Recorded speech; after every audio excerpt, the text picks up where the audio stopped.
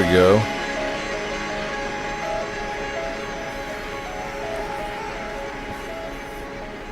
It's looking good.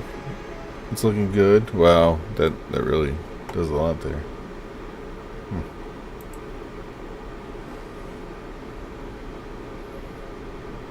All right, let's see if we can get to the news. Cool. All right, check it out. Welcome to the News Hour. In Israel today, Prime Minister Benjamin Netanyahu says he's considering alternative options to ceasefire talks with Hamas. That comes after Israel and the U.S. pulled their negotiating teams out of talks in Qatar yesterday. And it echoes a statement by White House Special Envoy Steve Witkoff, who said Hamas was showing what he called a lack of desire to reach a deal. Hamas says negotiations are set to resume next week, but while leaving the White House... Is there anything that they won't make up for this shit, dude? This is fucking so annoying. Yeah, wild. Today, President Trump suggested Israel's only option is to escalate the war. It got to be to a point where you're going to have to finish the job. So now we're down to the... You're going to have to finish the job? What the fuck? This is insane. Final hostages, and they know what happens after you get the final hostages. And basically because of that, they really didn't want to make a deal. I saw that. So they pulled out, and they're going to have to fight. On the ground in Gaza, health authorities say 9 more Palestinians died of malnutrition in the past day. Yeah, this is insane, man. Hunger has claimed more than 120 lives since the start of the war, most of them children. This week, Israel showed journalists what it says is aid piled up by the border waiting to be distributed by the United Nations. But the UN says its operations are limited by Israeli military restrictions and looting. European diplomats met with Iran's deputy foreign minister today in an effort to restart negotiations over limiting Tehran's nuclear program. It was the first round of talks since Iran's 12-day war with Israel last month, during which U.S. bombers damaged Iran's nuclear sites. Today, representatives from Britain, France, and Germany left the Iranian consulate in Istanbul after 4 hours of talks. All sides pledged to meet again. European leaders warned that they will reinstate harsh sanctions on Iran by the end of August if progress is not made on reaching a deal. Tens of thousands of people have fled. Oh, wait. My computer's messing up. Hold on. Fighting between Thai and Cambodian forces as the violence entered a second day. At least 15 people have died so far in the worst fighting along their shared border in more than a decade. What the fuck? Today, the Thai military launched what it called appropriate supporting fire after accusing Cambodia of heavy artillery attacks. Cambodian officials, meantime, blame Thailand for the uptick in violence. The conflict has left nearly 60,000 people displaced so far. Thailand's acting prime minister said today the situation could, quote, escalate into a state of war. Here at home, Ghislaine Maxwell's attorney says she's wrapped up a second and final day of questioning by Justice Department officials. The former girlfriend and longtime associate of Jeffrey Epstein is serving a 20-year sentence for sex trafficking. The interviews come as the Justice Department is trying to push back on criticism that it's concealing aspects of Epstein's case, including his past relationship with President Trump. Yeah, you think so? This morning, when asked by reporters, President Trump said he hasn't considered pardoning Maxwell, but added that he's, quote, allowed to do it. Later, her lawyer responded to that statement, referring to the president as the ultimate dealmaker. We haven't spoken to the president or anybody about a pardon just yet. And you know, listen, the president this morning said he had the power to do so. We hope he exercises that power in the right and just way. Maxwell's attorney went on to say the DOJ's interview covered, quote, every possible thing you could imagine. The department has said it intends to share more details about what was said at a later date. The Department of Education says the Trump administration is releasing more than $5 billion in frozen education funds. Officials had held up more than $6 billion in grant funding to ensure that the spending was in line with White House priorities. The money went to programs for adult literacy, English language instruction, and other initiatives. Last week, the Education Department said it would release more than $1 billion, and that was following criticism from a group of Republican senators. Officials say the remaining funds will be distributed to states starting next week. On Wall Street today, stocks ended the week on solid footing. The Dow Jones Industrial Average gained more than 200 points. The Nasdaq added 50 points to close at a new record. The S&P 500 also ended the day at a new all-time high. And still to come on the News Hour, Elena Kagan speaks out against her fellow Supreme Court justices' lack of explanation in recent rulings. David Brooks and Jonathan Capehart weigh in on the week's political headlines. And a traveling exhibition showcases the highly influential work of the late artist Ruth Asawa. Dude, where to put my brush? This is the PBS News Hour from the David M. Rubenstein Studio at WETA in Washington, and in the West from the Walter Cronkite School of Journalism at Arizona State University.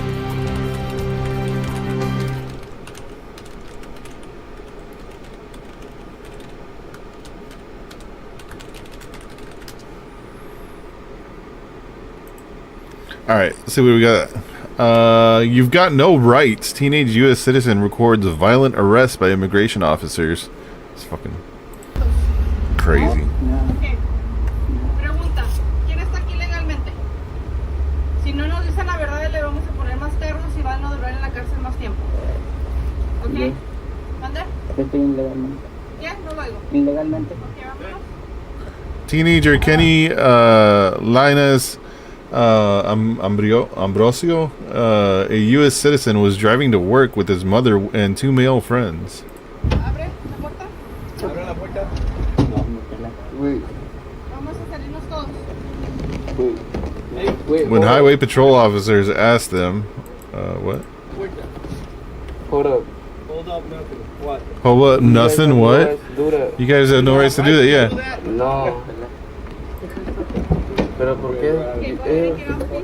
Él dice nomás va a quitar la puerta. He's right, they don't have a right to open the fucking door. What the fuck? One man was tasered and another was put in a chokehold? Oh my god. You can't drive me like that. You can't drive me like that. Okay. Yeah, he's not resisting or doing anything. You haven't issued any, like, arrest, like, anything at all, On man. the ground. Now, on the ground. All right, but you're not on the ground. All right, hold on. All right. Hey, what you guys doing? That's not how you arrest people. If y'all gonna arrest Psychopaths, people, y'all man. arrest people regular. What y'all doing, bro? Hey, Kevin, no resiste. Yeah, no resiste. What am I doing? Hey, Kevin. Hey, y'all get on the ground. All right, bro. You can't be doing that. I'm from here also. Get on the ground. Oh my god, yeah, this shit pisses me off, dude. I can't, bro. They gonna push me. They gonna do whatever they were doing to him. I thought this was gonna be like a news review of this shit that happened. This is just like the live recording. I'm not gonna get up. I'm not gonna get up. I'm gonna just stay like this. Bro.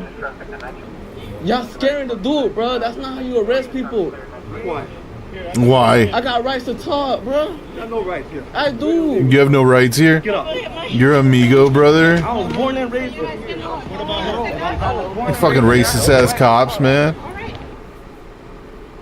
Agents could then be heard bragging and making light of the arrest. No, once you got that proper spread on him, he was gone. It's funny, bro. It's funny. He does. Starting to resist more now. They're starting to resist more now.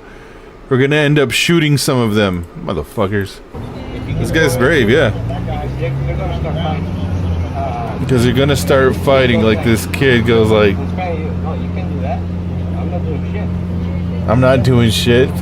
Fucking pigs, man. Either get out or I'm gonna pull you out. Right. Yeah. God damn. Woo. Nice.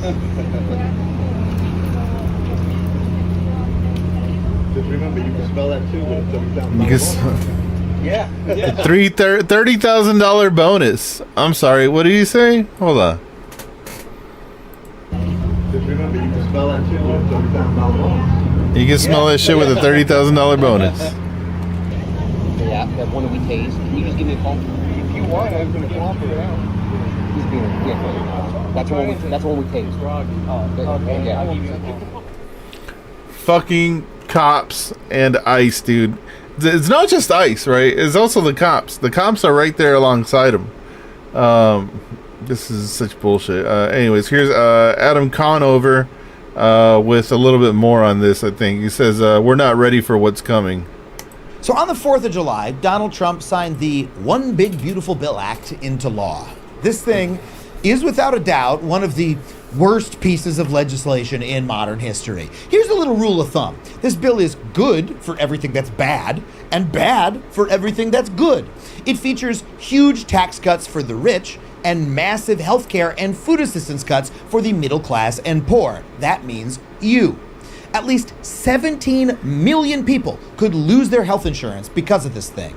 And since health insurance is the thing that people use to, stay alive, a lot of people are gonna die. At least 51,000 every year because of this bill, according to experts. Oh, but this bill isn't content to just murder Americans today. No. It's going to murder the future as well. Yeah. Because this bill ends the incentives to generate clean energy, guaranteeing we will be pumping pollution into the atmosphere for decades to come. Now, is that because fighting climate change is too expensive? No. This bill doesn't give a shit about saving money because it also adds trillions to the federal debt. And it's not like Republicans are unaware of how toxic this bill is. Senator Josh Hawley called its Medicaid cuts morally wrong and politically suicidal. And here's Alaska Senator Lisa Murkowski. Do I like this bill? No. I know that in many parts of the country, there are Americans that are not going to be advantaged by this bill. Well, thank you for that clear-eyed evaluation, Lisa, but somehow that didn't stop either of you mendacious f***os from voting for it. I'm but a simple comedian, not an elected representative, but I think the job of a senator is to vote for the bills you think are good and against the bills you think are bad. Is Murkowski the senator from Bizarro, Alaska, where snow is hot and Medicaid kills poor people? Well, no. I don't think she is. I think that this is what she and Hawley and the rest of them have wanted to do all along. This is their wish list. These people just love taxing the poor, giving free money really to the what it's rich, about, yeah. slashing your health care, and destroying Taxing the environment. the poor, making it's the what poor, gets them off. Making the poor more poor than we already are. And not only that, I think the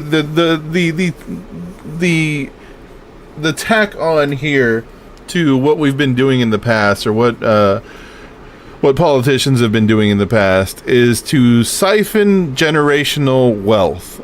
So if you were previously like middle class, or be able to get yourself out of poverty, and finally get a good job that pays well, make your way up to the higher percentage of pay in the United States, which is anything above like $50,000-$60,000 a year.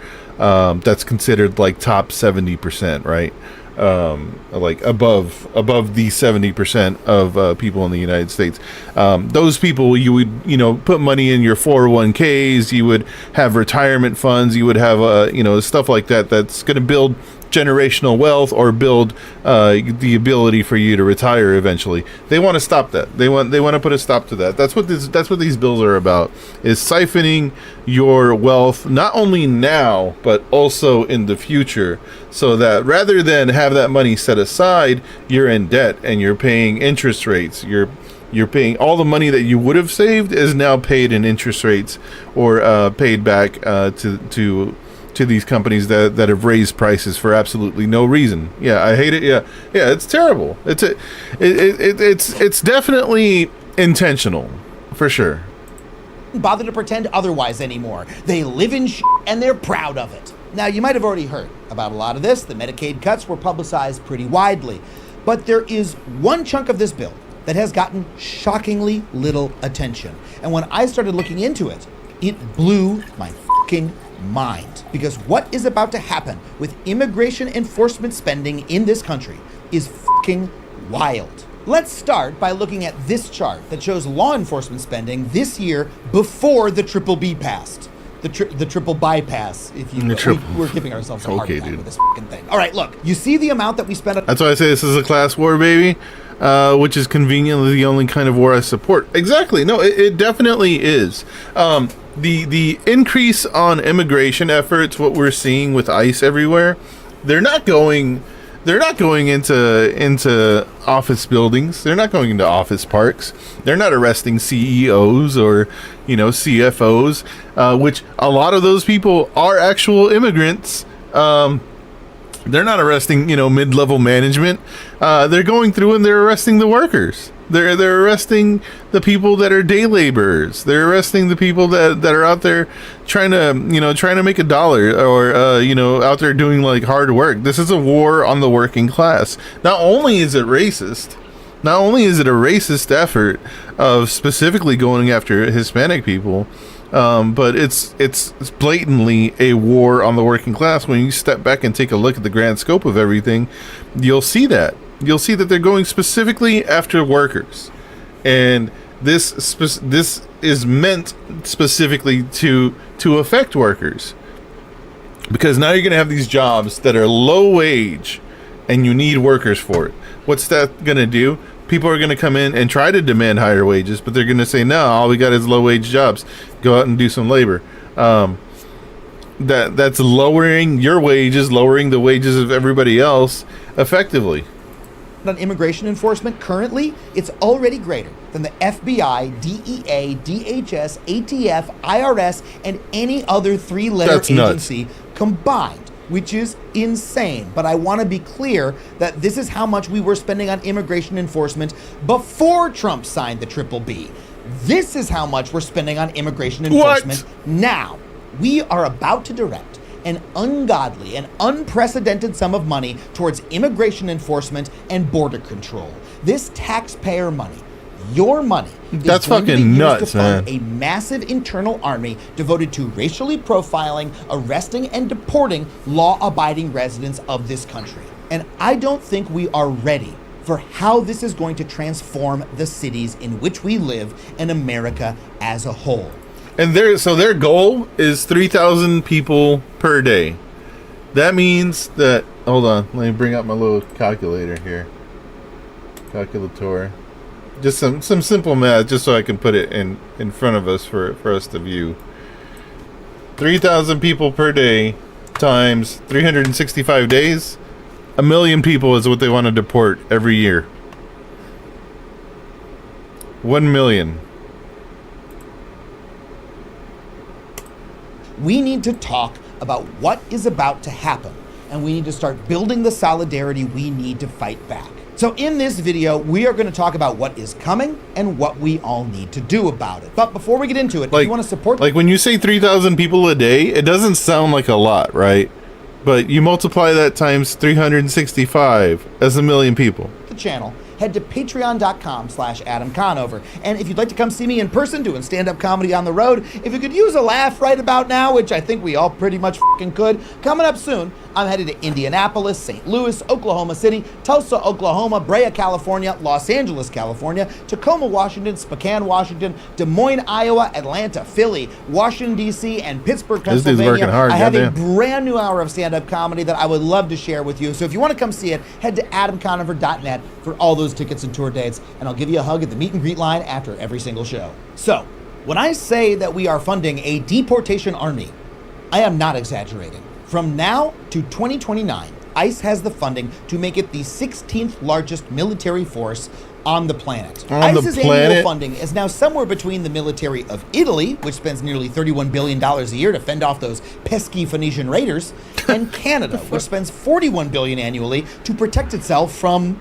well, us, actually. We're spending more on ICE than almost the entire country of Canada spends on their police force? That's fucking nuts. We love cops, man. We love the fucking cops.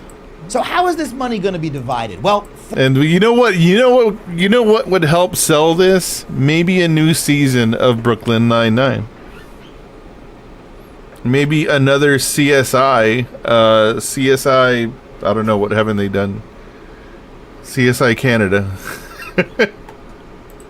$46.5 billion of it is supposed to go towards building the border wall, which is a lot of money to spend on something that can be defeated by a $5 ladder. Another $45 billion of your money will go towards building immigration detention centers across America. That's CSI Cyrus. billion worth of Alligator Alcatraz, the already infamous Florida immigration detention site that features a lack of water, power outages, mosquitoes. But dude. So like, here's the next thing that they want to do, right? They want to arrest homeless people. So I believe firmly that they want to use, all of these ICE facilities like Alligator Alcatraz and all that bullshit that they're making right now for homeless people. And that's who they're going to go after next. Because 3,000 people a day is pretty hard, and you're getting a lot of resistance from people that are actually, U.S. citizens and whatnot, that rightfully so should not be arrested or deported. So now you're going to go after homeless people that, are kind of in abundance. Hey, 3,000 people a day, there's 60,000 homeless people, alone in like Los Angeles or something, right? You can, we can do numbers, right? Like, that's going to be the idea here. And worm-infested food. Now, Alligator Alcatraz holds 3,000 people, and ICE is looking to add detention space for 80,000 more. What the So get ready for 266 more facilities just like that somewhere in your backyard. Hope you like maggots. But hey, you can't fill a detention center. It's getting worse because housing isn't affordable and no one has money. Exactly. To grab people from their homes and workplaces. It's a war on the working class. All of us. $30 billion Everybody. For hiring and training 10,000 new ICE officers. Hey, are you a hurricane scientist or cancer researcher fired by Trump? Apply for a new job busting the heads of innocent farm workers. Instead of saving lives, you'll be destroying them. That's the American way. So let's be honest about what this is. This spending amounts to a complete reorientation of the entirety of American law enforcement to be against immigrants. Under this bill, by 2028, you are talking about spending effectively 80% of all federal law enforcement dollars will go to immigration enforcement. I mean, this is insane. 80% of our law enforcement dollars are going to be spent prosecuting people for committing civil immigration offenses. You know who that's great for? Criminals. If you want to commit tax fraud or some light larceny, now's the time, because the feds don't give a shit about that anymore. The FBI even deprioritized white-collar crime this year to focus on immigration. So the next Sam Bankman-Fried is going to be Sam Bankman-Free, just so we can lock up a few more of the people who pick your strawberries. And this new enforcement regime could last forever, because the explicit goal of this bill... So white-collar crime is legal. Got it. ...is to create a bureaucracy of repression that is almost impossible to remove.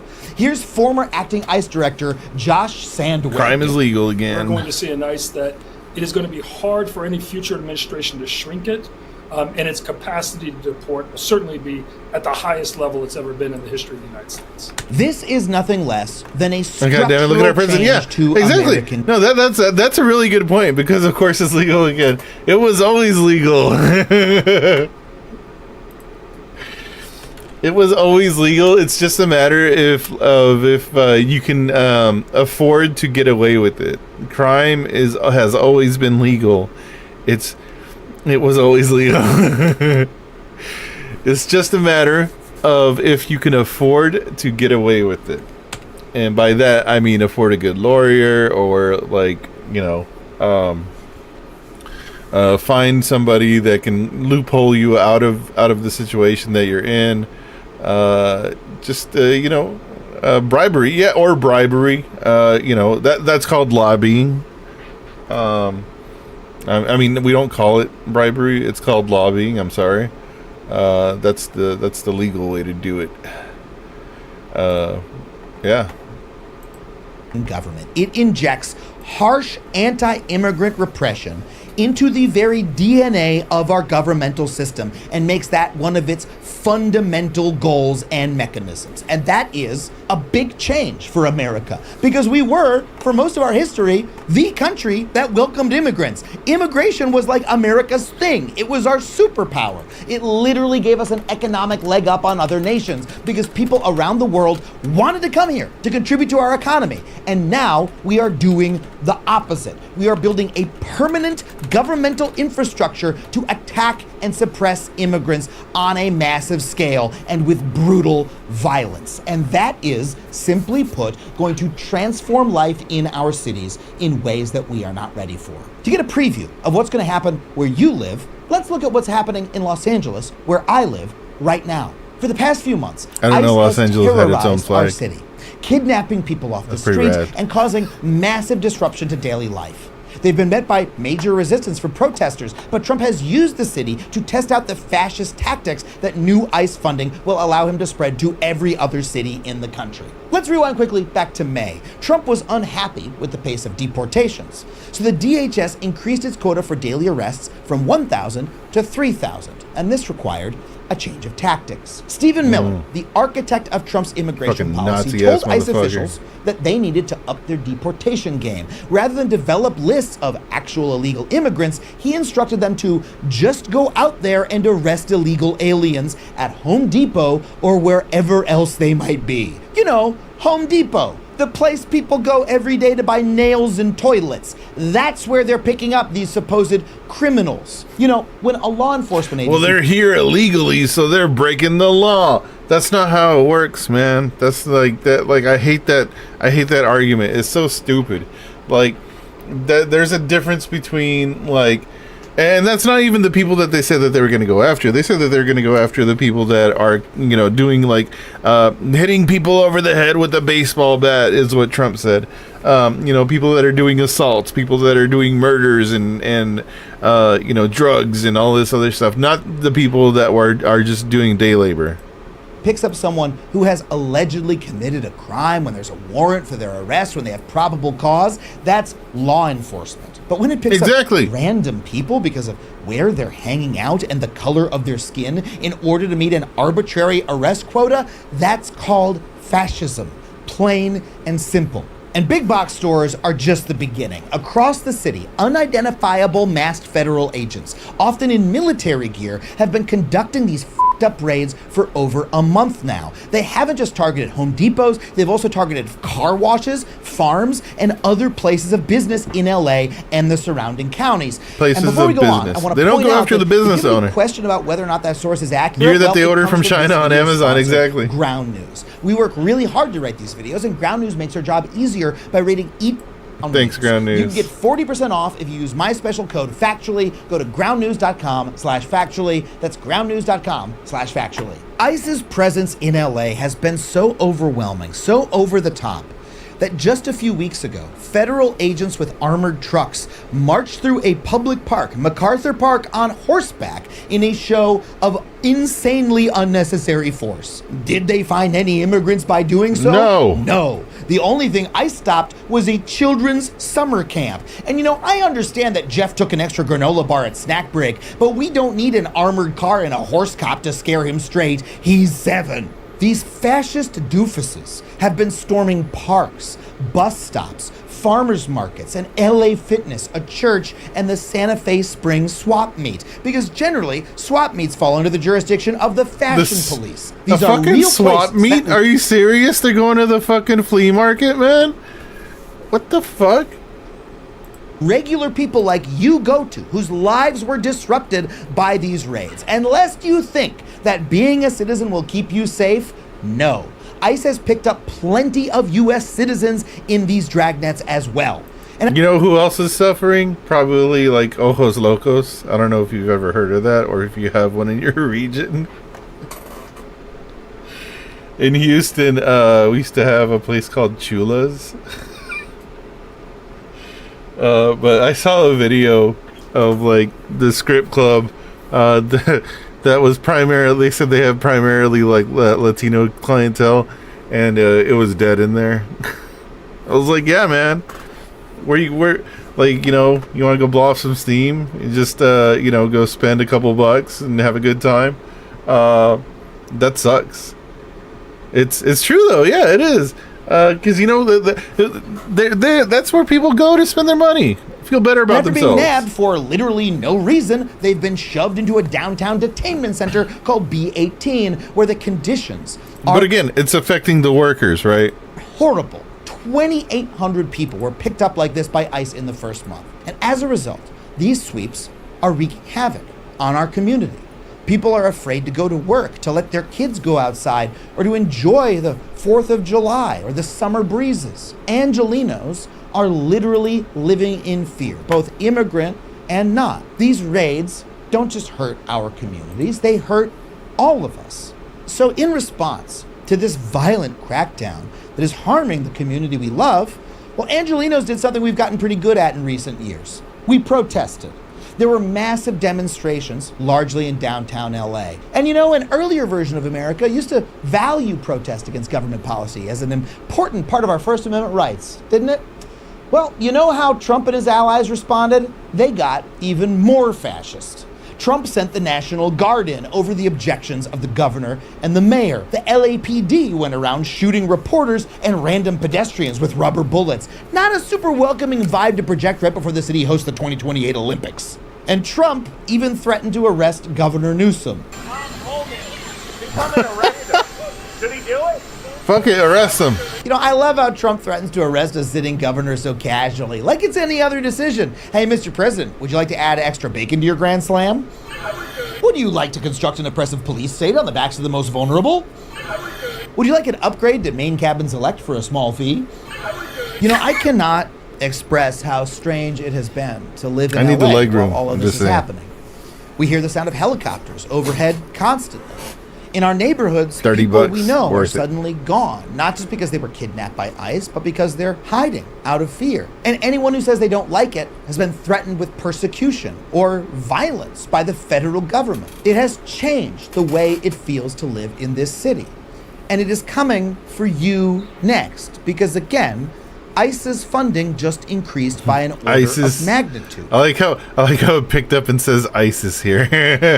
They are now the best funded law enforcement agency in the country. Might as well which be, means man. that what happened in LA is going to be exported to your backyard. Los Angeles City Council member Eunice You know, Hernandez. we tried to warn people when we were saying that, you know, stop Cop City, and all they did is cops killed people, right? It's like two of the same guy. Yeah, it really is. But yeah, I mean, the whole Stop Cop City thing, I would say that kind of failed, right? Because Cop City still happened anyway. And now we're here, where they're building ICE facilities wherever the fuck they want. Summed it up this way. Please understand that what's happening here in the city of Los Angeles, we are the canary in the coal mine. What you see happening in MacArthur Park And is people coming died, to and we're you. locked up I don't think protesting we're that. ready for Yeah. this as a country. I don't think we're ready to have one of the world's largest militaries But attack you know, what do and people kidnap- do instead? They're like, "Oh well, Latinos voted for this. You deserve it." It's like, hey man, I don't know if you understand this, but we're all in the same fucking boat. They're gonna come after all of us. Like people I in hate our it. I hate that- communities I hate that on our response so own much. dime. I don't think we're ready to have our elected leaders threatened by the federal government. I don't think we're ready for the massive disruption of having millions of people who live in our communities thrown into camps or out of the country. I think it's going to be one of the biggest changes we have seen in our lifetimes, and it's going to be impossible to predict what will happen as a result. And the worst part Adam is, Conover, yeah. we can't stop it from happening. At least not altogether. The right wing controls the levers What of up, Classy power Nerd? in this country, and they will for the next few years at least.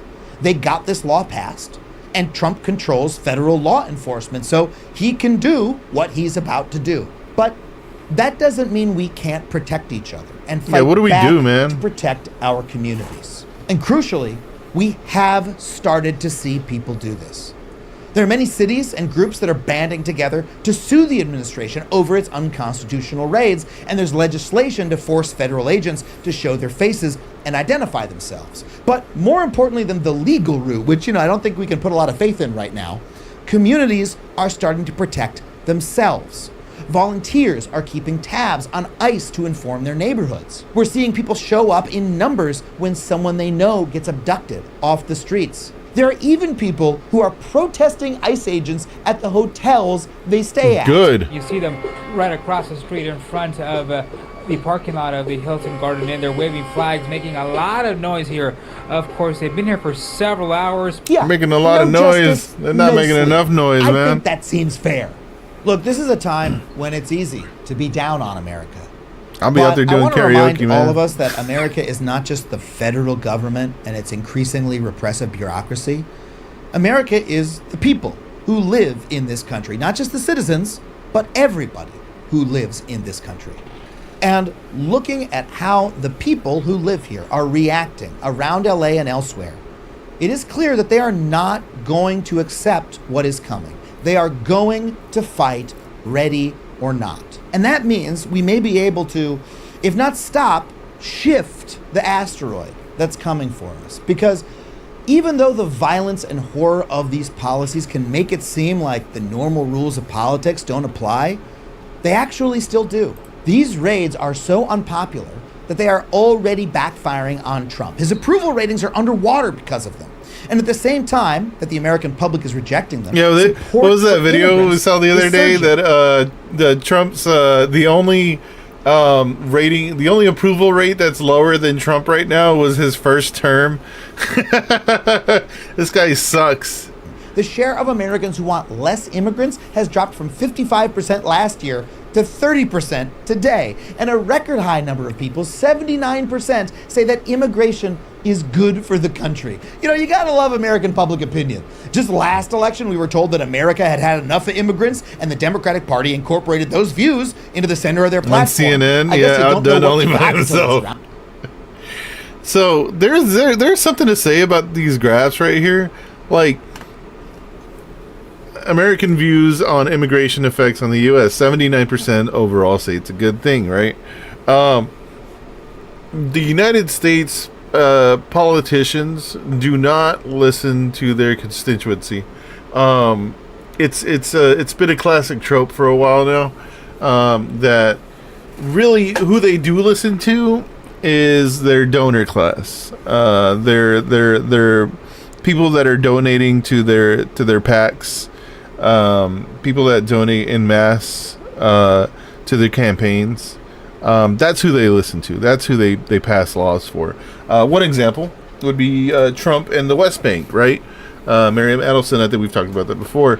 She gave him $100 million to his campaign. And one of the main goals of that was to have Israel annex the West Bank. And that's happening. They're already passing... they passed that in the Knesset, that's going to happen. So I expect it to happen sometime soon, probably within the year. Immigration is good for the country. You know, you gotta love American public opinion. Just last election, we were told that America had had enough of immigrants, and the Democratic Party incorporated those views into the center of their platform. I guess you don't know what you got until it's rounded up and thrown in a van without a warrant. Yeah. But again, this... Yeah, remember the whole kids in cages thing?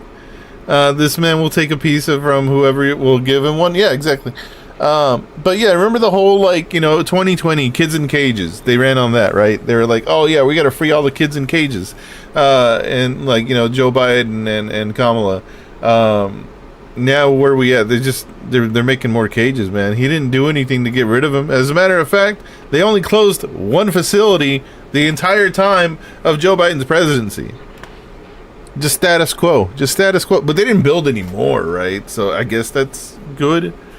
Just keep the kids in the cages. Just we're not going to build any more. What status quo is perfectly fine, right? Of support for immigrants and against and now their where are we violent at? repression is all we can hope for, and it could really make a difference. You know, we've seen a backlash to anti-immigrant policies before. In the 1990s, California's Proposition 187 was an attempt to deny public services to all undocumented immigrants. State Republicans ran on it. And back then, California was at least a purple state. But the backlash to this racist, repressive proposition turned California blue for good. So it might be that by violently cracking down on immigrants, Trump fundamentally changes the political landscape of America I think he's ways that he doesn't like. underestimating the Not that racism in makes America. any of it worth it. It doesn't. People, real people, are going to be harassed, hurt, and killed because of this bill. But as that happens, I think we need to continually remind ourselves that most Americans do not want this. And you know, for those who do, for those who, at the very least, voted for it, I don't think they realize what's about to happen. I don't think that they're ready for how this is going to change their communities. And as that change ripples across the country, I think a lot of them are going to realize they don't want it either. I think he's spot on. Yeah. Yeah, absolutely. I'm wondering, you know, what's it going to take for people to act more than we already are. You know, you showed, you know, the protests and people speaking up and whatnot. We need more. People aren't ready. Yeah, that's arguable. We're too comfy because, you know, everybody's still getting their chicken nuggies, right? Everybody still can go drive down to the corner and, you know, get their French fries. It's not until people get uncomfortable that they start speaking up about something, right? So, yeah, capitalism, right? Yeah. Oh, yeah. This. Hold on. Let me make it big. See, sometimes my segues are really good. Listen up, liberals. No one is coming to save you. It is through your complacency that fascism has taken root. You may say, but Orange Man bad. You beg for brunch. You plead for normalcy. You beg for brunch. You cling to the old order. You ask the others. Again, you know, they beg for the status quo because they want to go back to brunch. We could be at brunch right now if Kamala was in office. Imagine that. I mean, you can still go to brunch, but we could all be at brunch, you know. The people that got deported. Brunch bitch. Like to play nicely while they. Don't you want just mimosas? We could just mimosa the day away, man. That would be so cool. But, you know, Orange Man bad. We can go to brunch and burn things. Yeah, we can do both, actually. You can, you can still have, you know, your chicken nuggies and also, you know, burn down the police station or whatever. Whatever they say, like, you know, whenever they're trying to push propaganda that that LA is a smoldering hole in the ground.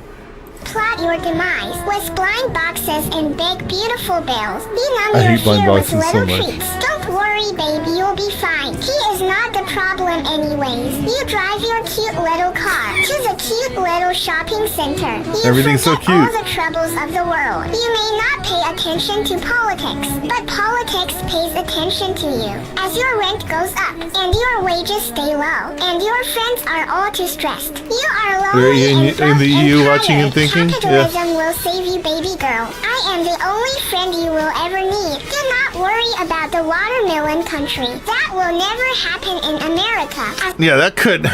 Watermelon country, God, that can't happen here. It's, I mean, are we rounding people up and like, you know, mass exiling them? Imagine if we did that to like 1 million people in a year. I mean, that is the goal for ICE. 3,000 people a day times 365. That's over 1 million people. Yeah, capitalism will save you, baby. As long as you stay quiet and enjoy your treats. Stop protesting. Stop the protest. Okay, if you do protest, what they want you to do is, you know, don't bring any signs. If you're gonna chant, just do it quietly, and you know, do it off in the corner somewhere else that we can't see you. That is how, you know, the liberal ideology sees protest, is like, well, I support your cause, but can you just like not be rude about it? Can you like be quiet, please? Thank you.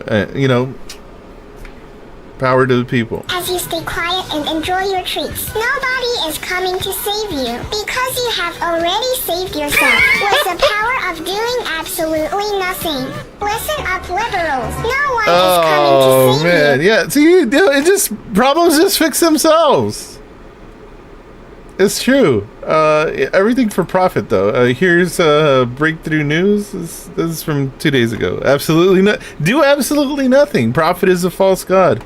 Let's find out what this is about. I was told profit is good, actually, but we spent over many decades as a country, as an economy, billions with a B, many billions of dollars producing and selling and marketing and advertising cigarettes, which killed large numbers of people. you see, that's why I buy Labubus, because Labubus don't kill anybody. All right, everybody profits. All right, they were very profitable. If you look at the profit numbers of all of them, you'll see that there's a reason why we were all, as a nation, or an awful lot of us, hooked on cigarettes, because of the profit that came from not only producing the things, but spending huge amounts advertising them.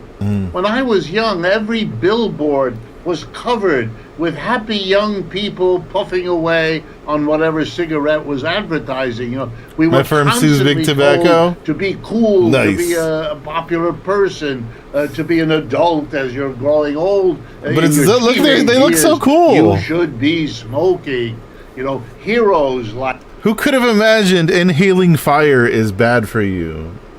They told me in the marketing that it was actually cool to inhale fire into my body.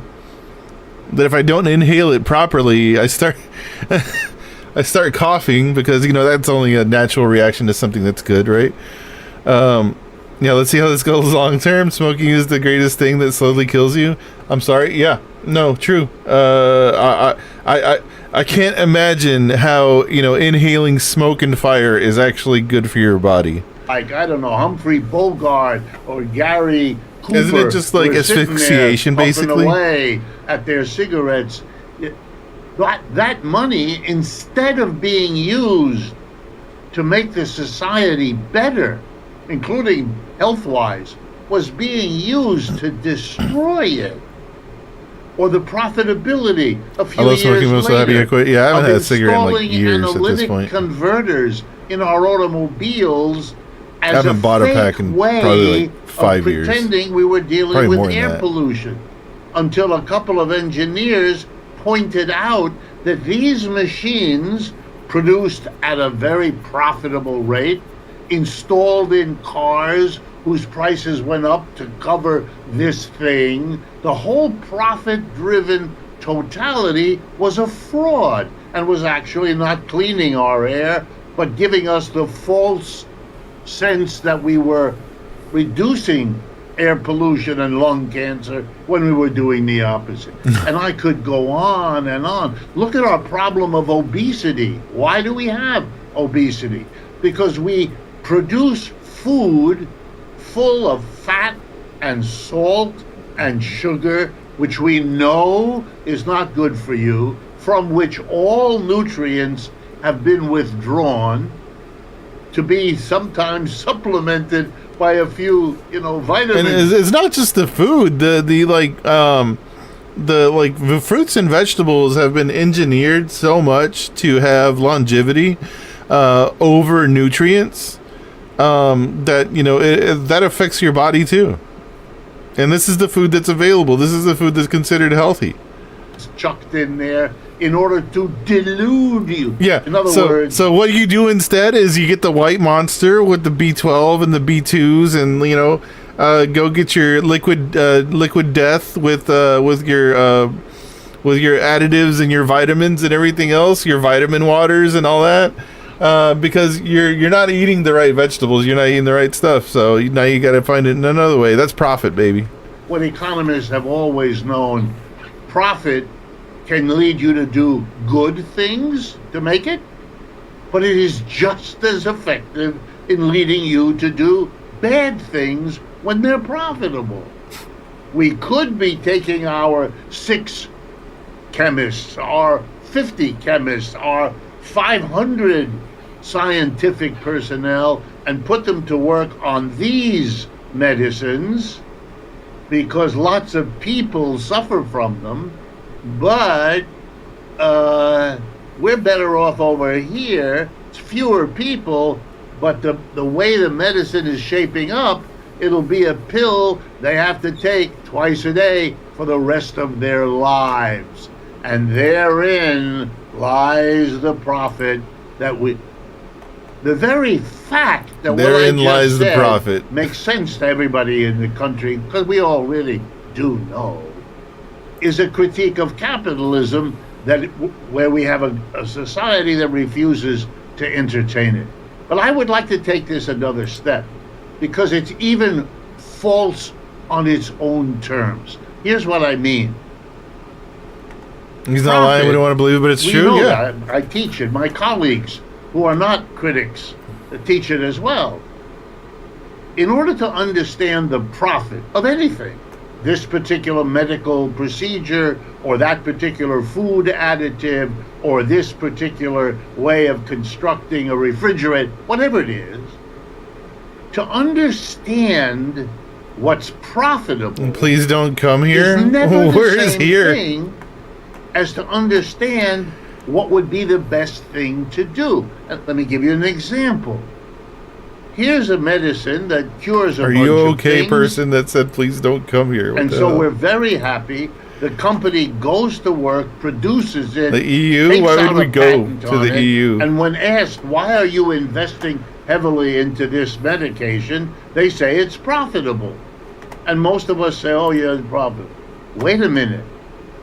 In order to know if it's profitable, you have to weigh its costs and its benefits. Yeah, but here's the problem. The costs run into the future. We don't know today what it will cost to produce that medicine 2 years from now, 4 years from now, 8 years from now. And here's something else we don't know. We don't know what all the benefits are. Maybe there'll be a discovery down the road that this medication also works for that one. Why am I mentioning this? Because we never know what the ultimately most profitable way is. If we were honest, we would say you don't know, because that's the honest answer.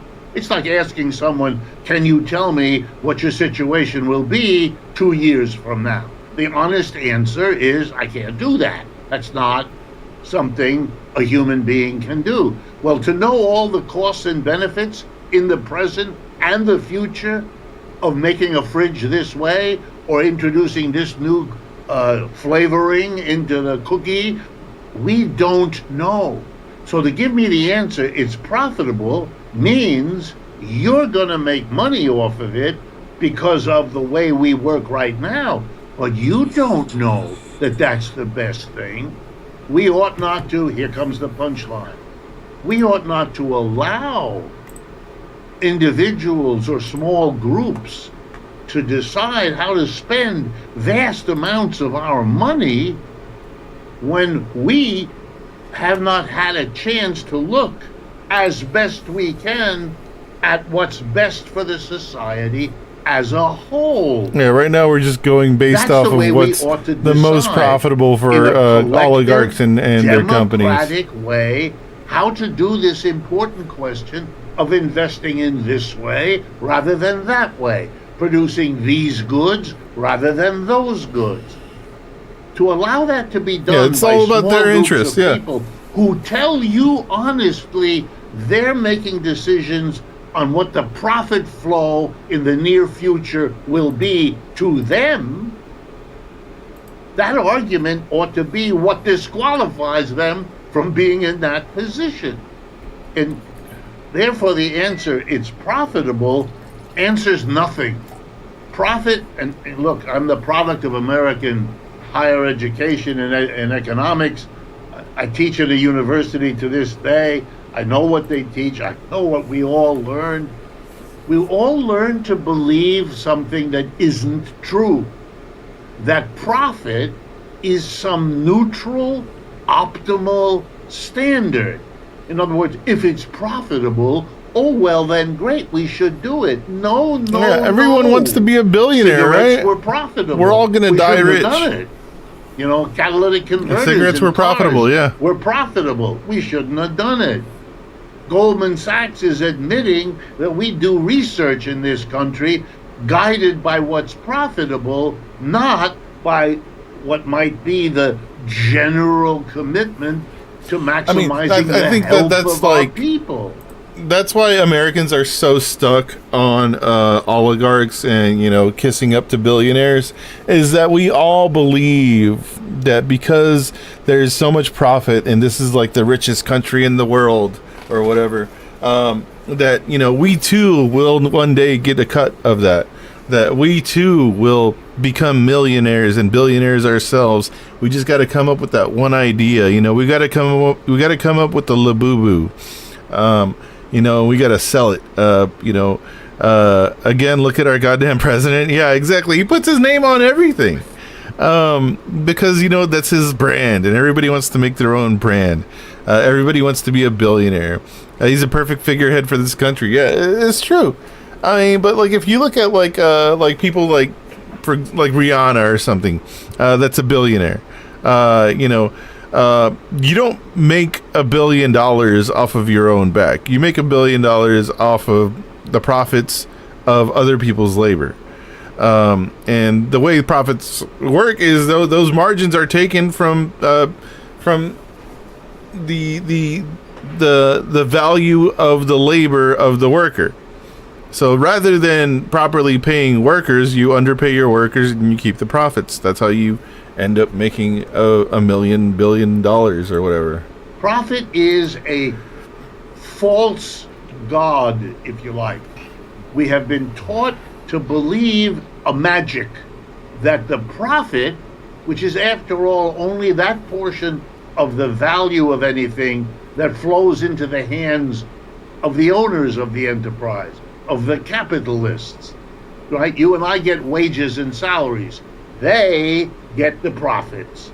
To then say profit is what ought to be maximized is saying what the business ought to be is good for the minority who get the profits, not for the majority who do the work and get the wages and the salary.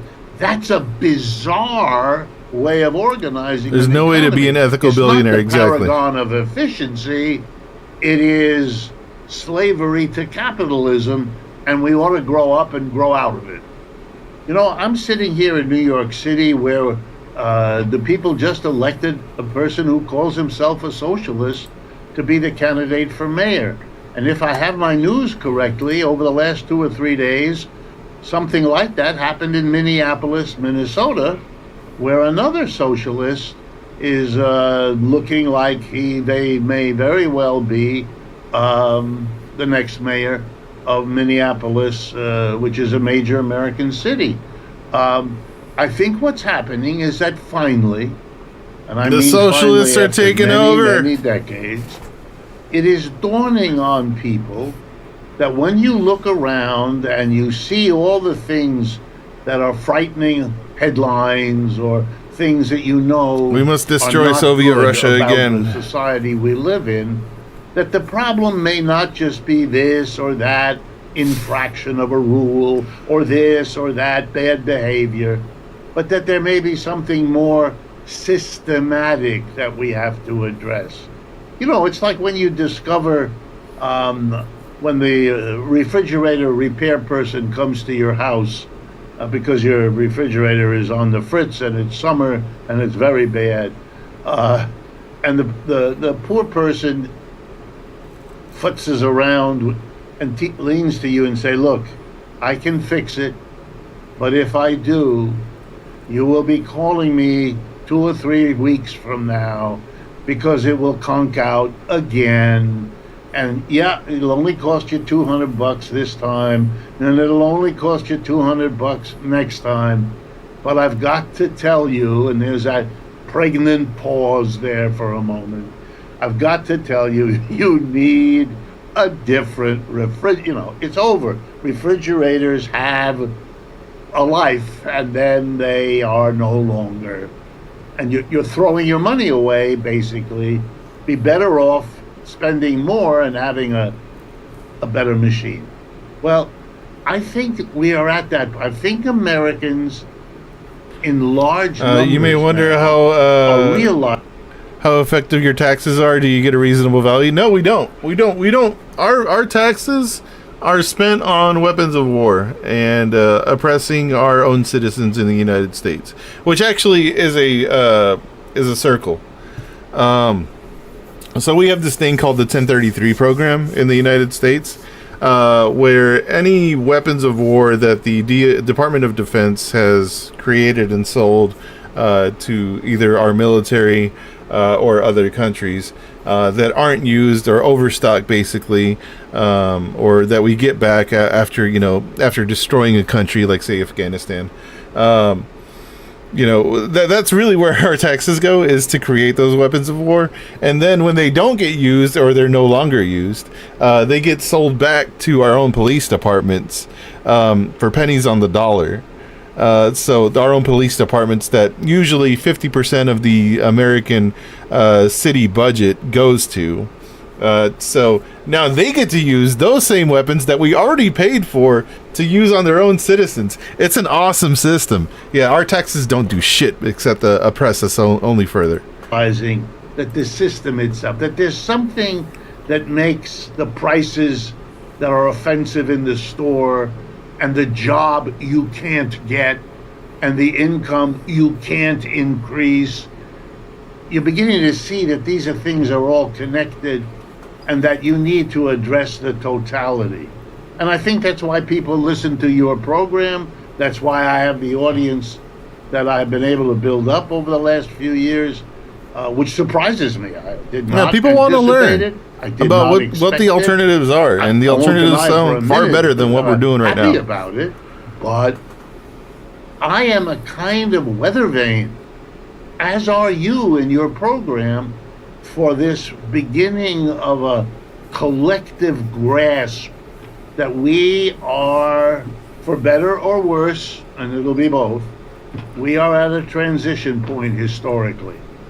There's an old saying, beware of the process if you live in quote unquote interesting times, because they cut both ways. And we are seeing, Trump cuts one way. We're definitely in interesting times. If I can be a little flippant, if I were a socialist and was asked the question, why do you think socialism is emerging? And I would answer, it has a fantastic recruiter. His name is Trump.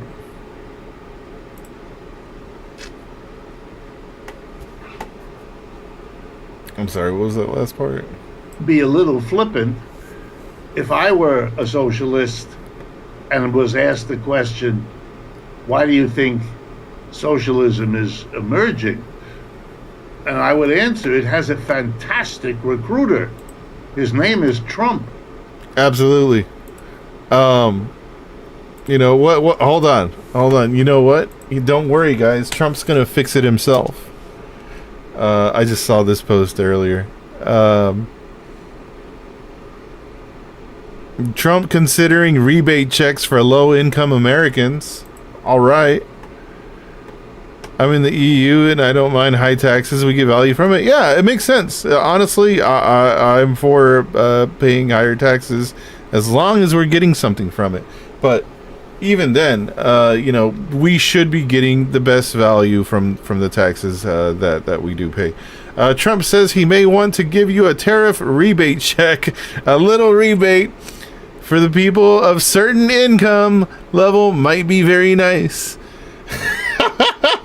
So this is all theory then. This is like nothing in writing. This is our little treat. Yeah, you deserve a little treat. What if we gave you $2,000 for grandma dying? Would that be cool? That sounds cool to me. Let them eat cake. Yeah, let them have COVID, I guess. I don't know. Hold on. So this Richard Wolff said that, you know, we have scientists and whatnot. Guess who else had scientists? Oh, let me get back over here. Yeah. Did you know VH1 aired an episode about Jeffrey Epstein on its show The Fabulous Life of Wall Street Billionaire Ballers? They have taken down all of the full videos of the episode, but here are some clips of it.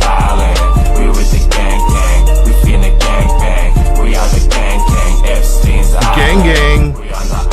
In the next hour, we'll tour the hedgerow mega homes they're buying with all that hedge fund. As a high school math teacher, I can be rich too? What? 26. What do I got to do? Eventually launching his own exclusive finance firm for billionaire clients. Oh. But he just couldn't keep out of the classroom. So when he That's all you got to do is launch your own, you know, firm for billionaire clients. I got it, man. Step one. All right, what's the next step? Shopping for a new house, he bought himself an entire schoolhouse. Oh. And it was a chance to A lot of dots to connect here. Yeah. investigate the problems of AIDS in Africa, and then for Epstein it was a chance to hang out with some of his big shot friends. Jet setting. Are you functional society? This is so fucked up. No, hardly, man. Hardly. With Bill, all in a day's work for Wall Street moguls. But you know what distracts us? Celebrities. So,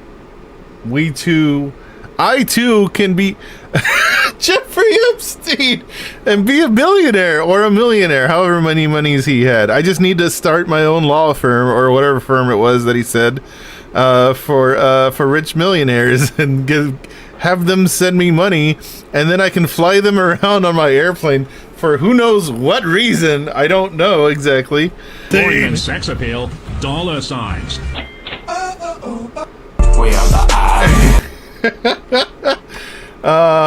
Yeah, that's wild, man. That's pretty wild. VH1 never changed. Anyways, DOJ's closed door meeting with Ghislaine Maxwell fuels pardon speculation. I'm allowed to do it. This is 4 hours ago. The president pardoned Epstein's former partner in crime. It's something I haven't thought about. Ghislaine Maxwell has. Miss Maxwell would welcome any relief. As she has another meeting with the Deputy Attorney General. We all trust in Trump. CBS News headquarters in New York. This is the CBS Evening News. It's like an infomercial for human trafficking. Yeah, that definitely was. That was the one thing they didn't mention, right? This is the human trafficking. Epstein and his associate, Ghislaine Maxwell, were convicted of child sex-related charges. Epstein is dead. Maxwell's in prison, and her attorney made it clear I love today auto-generated she wants subtitles. out They're the best. a pardon. President Trump said he hadn't thought about it, then flew off to Scotland, where he added he didn't want to talk about it. But his deputy attorney general and former personal attorney did talk about something with Maxwell today. They met for a second time in Florida, and Maxwell's attorney says they talked about every possible thing you could imagine. The Justice Department is under growing pressure to put out more about Epstein's crimes as curiosity grows about who else may have been involved. Mr. Trump and Epstein were friends for years until they had a falling out. The president wishes everyone would stop talking about it, but Scott McFarlane in Washington, that is not likely. Yeah, John, the weekends with the president still being hounded by the case of Jeffrey Epstein. It wasn't clear after Tell them to stop talking about it, man. Trump administration official and Epstein's in prison. Trump said he's been dead for a long time. Why are we still talking about him? The controversy, but it is raising a new question: is Maxwell about to score a deal? As he thought he could just off him in prison. Yeah, he did die under Trump's first presidency, by the way. Yeah, it's kind of weird that Epstein was arrested and also died under Trump's first term. You know, like 5 years ago, or however long it was, 6 years ago now, I guess. Said she is cooperating freely. We haven't asked for anything. This is not. We haven't asked for anything? We're asking anything in return for testimony or anything like. Oh, okay. They're not. They're just. They want to go have lunch, guys. All right. They just want to go hang out with Jeffrey Epstein's former girlfriend. Like that. But as he departed, is it a former girlfriend if your boyfriend dies? Or can you still... Is that relationship still on? Oh my god. I'm sorry.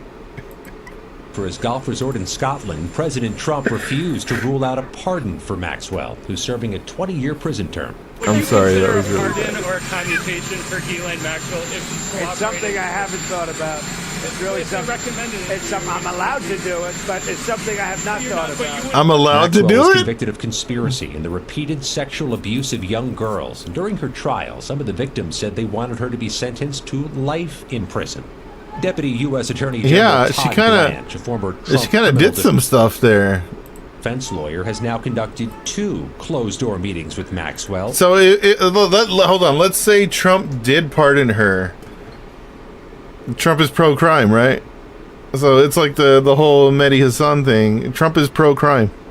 Because not only that, he's pro-sex trafficking and pro-pedophilia, yeah. Seems to be the case here. In an effort to quiet criticisms, the administration is blocking access to... They cannot erase this picture from anywhere in the internet or life. The Epstein files. A plane flew a banner over the courthouse meeting site accusing the president and Trump US and Bondi Attorney are General protecting Pam Bondi predators. of a cover-up. Blanche, Trump's number 2 Department of Justice official, said he sought the meetings with Maxwell as a response to the president's directive to release more evidence in the case. That is totally unorthodox and outside the norms of the way the Department of Justice is supposed to operate. Liz Oyer, a former U.S. pardon attorney, was fired from the Department of Justice in March. Is she well positioned to get a pardon? There's every reason to believe that they are seeking to make some sort of deal with Maxwell that will help them solve this political crisis. Trump dismissed any talk of a pardon as he arrived in Scotland late Okay, today. yeah, A lot that of doesn't people mean are anything. asking me about pardons. Obviously, this is no time to be talking about pardons. Scott, the president's supporters want more. Well, I'm not fully up on the news. She was his co-conspirator, not girlfriend. Let's be for real. Oh yeah, it's true. More information. That's very so, when will the information from these 2 days of I believe interviews she recruited the girls. be ready to be seen by the public? So far, all the Department of Justice has said is that it will release information at, quote, the appropriate time, which doesn't tell you a whole lot. And that type of opacity, John, is just the kind of thing that in the meantime will fuel this criticism that they're not being transparent enough. It's hard to keep all these relationships straight without a whiteboard. The president's personal attorney, now the number 2 at DOJ. There's also a relationship between the number 2 at the Department of Justice and the defense attorney for Maxwell. Yeah. Yeah, that defense attorney you heard from earlier, Yeah. David Marcus, is friends with Todd Blanche, the deputy attorney general. They were the 2 people in the room, which is And the deputy attorney used to be Trump's own personal lawyer, right? John, are they going to be robust and open in that interview and what they release from it? Oh, they're friends all.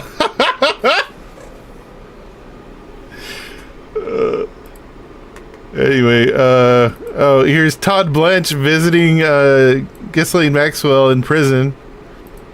Oh, I didn't know they had this on video. Let's see what's up. You want to get out of here, don't you?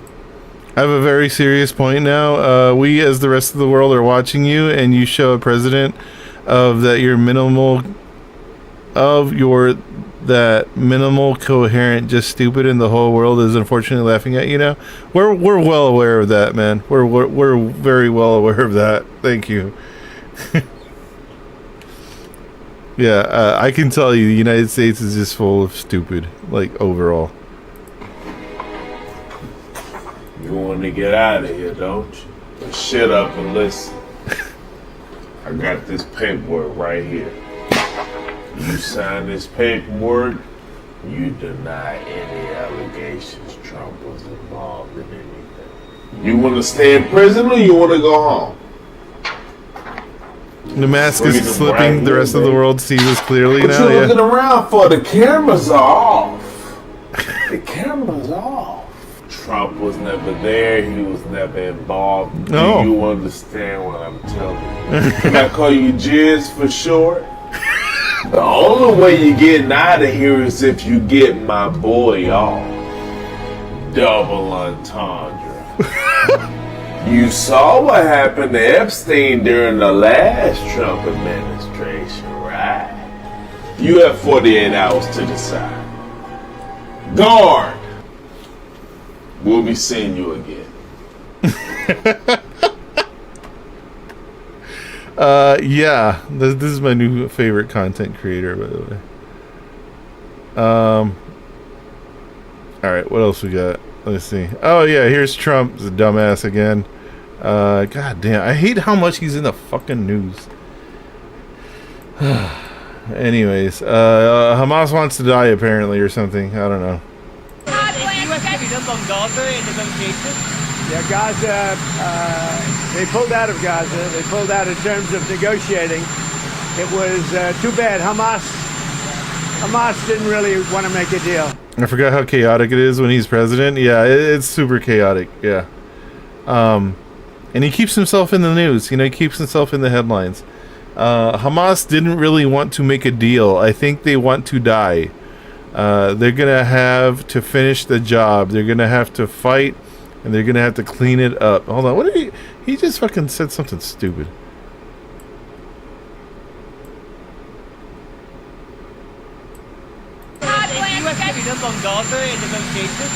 Yeah, Gaza, they pulled out of Gaza. They pulled out of Gaza. He means Hamas didn't agree to the shitty deal, the shitty ceasefire deal that was proposed and modified by Israel. One of the reasons for that is because Israel wants to continue fighting. They want to continue bombing and killing people after however many days of a ceasefire they agree to. So that's always been Israel's proposal ever since they've attempted to or reattempted to implement another ceasefire, right? The U.S. puts out a proposal. Hamas is like, all right, well, we agree to the proposal as long as the fighting ends after X amount of days, or we can work towards the fighting ending after X amount of days. And Israel's basically response to that has always been is no, the fighting will continue after the proposed ceasefire limit, and we'll take as a matter of fact, we'll take all of the hostages, and then we'll come back and kill everyone. Does that sound like a great deal to you? No, you don't like that deal? Wow. It sounds like you're not being genuine in your ceasefire proposal, Mr. Hamas. So we're just going to keep on killing you. So either way, Israel wins, right? And then it gets pumped through the news like this, where it says Hamas doesn't want to work on a deal. So they blame Hamas. They blame Gaza for Israel's continued punishment and murder of their people. That in terms of negotiating, it was too bad. Hamas didn't really want to make a deal. I think they want to die. And it's very, very bad. And this motherfucker's insane, dude. You're gonna have to finish the job. They really, they asked for things. Don't forget, we got a lot of hostages out. So now we're down to the final hostages. We've got a lot of hostages out. Israel has killed more of their soldiers and gotten their soldiers killed, more of them than they have rescued hostages themselves. And they know what happens after you get the final hostages. And basically, because of that, they really didn't want to make a deal. I saw that. So they pulled out. They know what happens after you get the final hostages. They're going to have to fight, and they're going to have to clean it up. You're going to have to get rid of it. You have to clean it up. Yeah. He says everything like it's his business, like it's a business deal. Yeah, exactly. Didn't the IDF also take out hostages too? If you mean by take out hostages, like kill them, yes. There was remember when the 3 hostages escaped and they put up like a sign made out of like a tablecloth or something? And what did the IDF do when they came across them? They fucking shot him dead, and they chased him down and shot him dead. So yeah. He says everything like it's a business deal. Do you notice that? Yeah. There's been times where, like, instead of saying instead of saying country, he says company. So to him, it's all business deals. That's all it is. Yeah. And US President Donald Trump slammed Hamas for ceasefire failure, saying Here's that the Leon. militant group does not desire a ceasefire deal at all and instead wants to die. Listen to this. Pulled out of Gaza. They pulled out in terms of negotiating. Yeah, we just watched this. It was too bad. Hamas didn't really want to make a deal. I think they want to die, and it's very, very bad. And it got to be to a point where you're gonna have to finish the job. They really. Yeah, like the words he uses sound like he's discussing a boardroom scene. Yeah, exactly. Israeli Prime Minister Benjamin Netanyahu called Hamas an obstacle to a hostage release deal. Not and a genocide. added that Israel, along with the United States, is considering alternative options to bring hostages home. Israel's National Security Minister Itamar Ben-Gvir said that the best way to rescue the remaining hostages was the complete cessation of humanitarian aid, total occupation of the Gaza Strip, and complete destruction of Hamas. Qatar and Egypt are pressing on in efforts to mediate talks to end the war. They insisted that suspending negotiations to hold consultations was normal. Situation on the ground remains dire. On Friday, Gaza Civil Defense Agency said that Israeli military operations killed at least 23 people across the Palestinian territory, with another 5 killed in an overnight airstrike. Not just military operations, hunger too is killing lives in Gaza. UN Secretary General Antonio Guterres slammed the international community for turning a blind eye to the suffering of Palestinians starving in the Gaza Strip.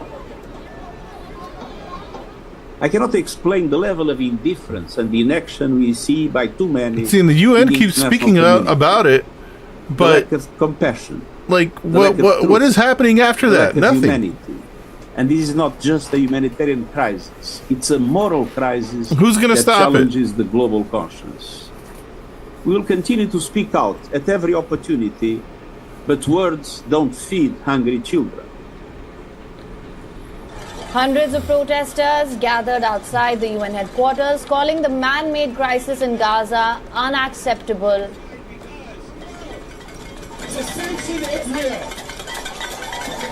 We are seeing little children, little babies, starving to death. Because Which army of what country will stop it? Siege because of this genocide going on already for almost 2 years. This is unacceptable. The world is waking up slowly. The rest of the world has to wake up. European powers, Britain, France, and Germany urged Israel to immediately lift restrictions on the. I mean, you could recognize, just like, you know, France. They said France has recognized Palestine as a state. What is left of Palestine?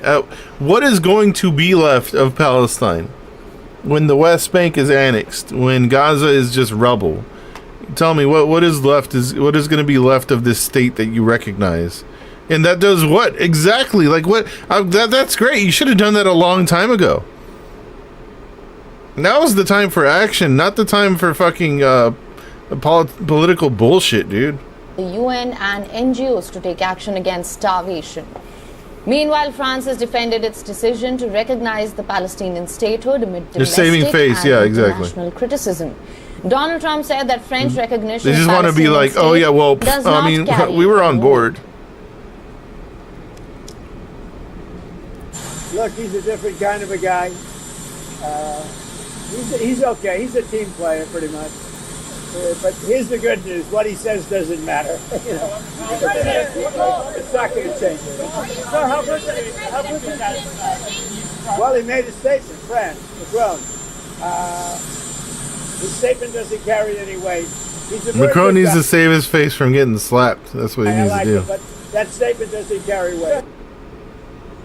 French President Macron's decision is, however, finding by his support former in Britain. high school More than teacher. 220 British MPs, including dozens from the ruling Labour Party, have demanded that the UK government formally recognises a Palestinian state, increasing pressure on Prime Minister Keir Starmer. For latest news, download the WeOn app and subscribe to our YouTube channel. Yeah, let's look a little further into Gaza. Gaza starvation so severe, people are walking corpses.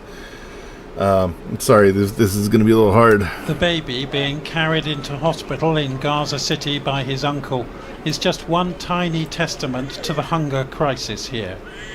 Auday is an orphan after his parents were killed in the war, and the relatives who are bringing him up have scarcely enough food to feed themselves, let alone him as well. O'Day is suffering severe malnutrition. He's not accepting milk or nutrients, nor supplements at all. He's That's just a all little due to his baby, very man. difficult health condition. Saeed has cerebral palsy and he's gone for 3 days, surviving only on water. The hunger first targets those with pre-existing medical conditions or children like Mohammed, 7 months old, yet weighing just 4 kilos. His mother too malnourished to feed him, and his grandmother dizzy from the lack of food herself. There's nothing. Where can I get food? I mean, there is no food in all of Gaza. The UN's main aid agency here says Palestinians are neither dead nor alive now, but walking corpses instead, fainting from hunger in the summer heat. Israel says it has let enough food in, but over 100 aid agencies say that simply isn't true. The head of the World Health Organization calling this man-made mass starvation. This is a stain on our humanity. Exactly. Asks Taisir. You know, I'll add something here. Gaza has always been under a nutritional intake restriction. This is just it at its maximum. They've always restricted the amount of aid that goes into Gaza. Gaza is, when people call it a open air prison camp, it's the natural progression. Yeah, it really is, because they built this big iron wall, they call it, not made out of iron anyway, it's concrete, whatever, all around Gaza, and they restricted the people that can go in and out of Gaza. Israel controls all of that. They control the aid that goes into Gaza. They control the items that go into Gaza. Kids don't even get cookies. Like, you can't even get like sugar cookies into Gaza. Like, that's a restricted item. There's several items that are restricted that go into Gaza, and that's why they have smuggling tunnels, because that's the only way to get some of these things. But you know, certain people, maybe a streamer, will say that they don't need those items because Hamas is just going to make rockets out of them, and then they're gonna shoot them at Tel Aviv. You can't have cookies because Hamas is going to break down the sugar and turn it into a rocket. I don't know how that's possible, but this is just like this idiocy that we have as observers, that of course that yeah, I guess they need to starve. I don't know, like, no, it's I want to fucking get feed them, breakfast for send my in the children. aid, I've got 22 people to take care of, including feed the injured. Gaza, Jesus Then there are Christ. the orphans. Enough is enough. Even aid agency workers are not eating. Our country in will order have to to pay feed for this. what there is I look their forward to our children downfall. first. Yeah, Our staff is trying to take care of their casualties. it's House Mara. Yeah. Without having eaten as well. So this is a really pressing situation, scenario, and You know, and people that are like, oh man, well, that's the way it's always been. I mean, you have the perspective of a dog, dude. Like, people that say stuff like that, that's the way it's always been. You have the perspective of a dog. A dog is around for like 10, 15 years, and their master lives forever, right? In their eyes. To them, the master is eternal. But in reality, we all die. it needs to end. I think people are at the end of the rope. It's hard to continue to go on. This empire is not going to last forever. Up to this point, and they don't know how they've done it up to this point, but somehow they do. But at some point, it has to stop. This is a cruelty being inflicted on them. Earlier this week, the WHO staff building in Deir al-Balah was attacked by Israeli forces. The men were handcuffed, stripped and then interrogated, the women and children forced to evacuate on foot, in what the Israeli military described as the detention of several terrorist suspects. The main warehouse full of medical supplies was also destroyed. What the And fuck? after that it was looted by desperate Palestinians. All this a recipe for Gaza's malnutrition to get worse. The hunt for food and water is constant for many, but it's those too exhausted And the to plans to walk who annex the worry West Bank is doctors shifting the most. gaze, yeah. The World Food Programme says 1/3 of Palestinians, that's some 700,000 people, are not eating at all for several days in a row. And Jonathan has the latest from the newsroom now. Jonathan. That's fucking crazy. Jackie, man. ominous news tonight about this 60-day ceasefire, which the Palestinians in Gaza have been hoping and praying for, because Steve Witkoff, who is President Trump's peace negotiator, has announced that he is recalling his diplomats from talks in Qatar for consultations. He is squarely laying the blame on Hamas. He is accusing Hamas of a lack of desire to reach a ceasefire, Negotiator, of being selfish yeah. and uncoordinated. And he is warning, Mr. Witkoff, that is, that America will now consider alternative options to bring the hostages home, which sounds like a continuation of the war. Yeah, we know what the gap, how's that the an main alternative gap is option if between it's the just a two continuation sides. of the war, man? The Israelis want the a war on temporary Gaza, the ceasefire, fucking genocide. one which sees hostages released and then the right to This go can't back. be reversed for many of these people. The organ damage is done. You can't refeed 1.8 million corpses. That's absolutely true. I mean, there are a lot of Palestinians that I've seen that obviously were malnourished as babies. That shit stays with you for your entire life. It's obvious. It's obvious when somebody's been malnourished. You know, having the proper nutrients and proper food as a baby, as a child, is crucial. It's critical to your later on to your adult life. It'll take years off of your life, if not decades. To fighting Hamas afterwards, while Hamas want a complete ceasefire to end the war, which will see Israeli troops leaving the Gaza Strip. And tonight it sounds that that very large gap has not been bridged. The best way of looking at this perhaps is that this is a negotiating ploy by Mr. Witkoff to try and bring Hamas to the table, but it offers no consolation for those Palestinians we saw starving in my report. And moves here on the diplomatic front in the UK as well, because it sounds as if Sir Keir Starmer, the Prime Minister, has lost patience. He is saying tonight the situation in Gaza is unspeakable and indefensible. We're witnessing a humanitarian catastrophe. He said he's going to have an emergency call with the leaders of France, Germany and Italy tomorrow, and that we all agree, he says, on the pressing need for Israel to change course.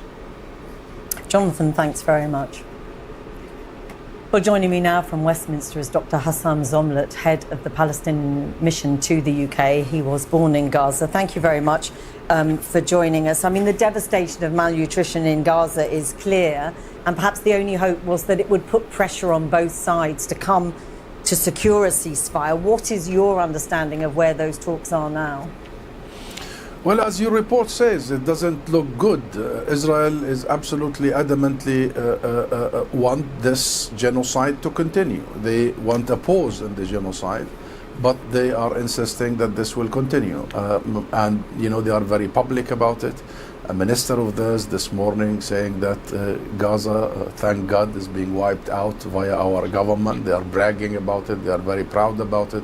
And they want to press ahead with it. So, yeah, I did see something on that. Hold on, let me find that.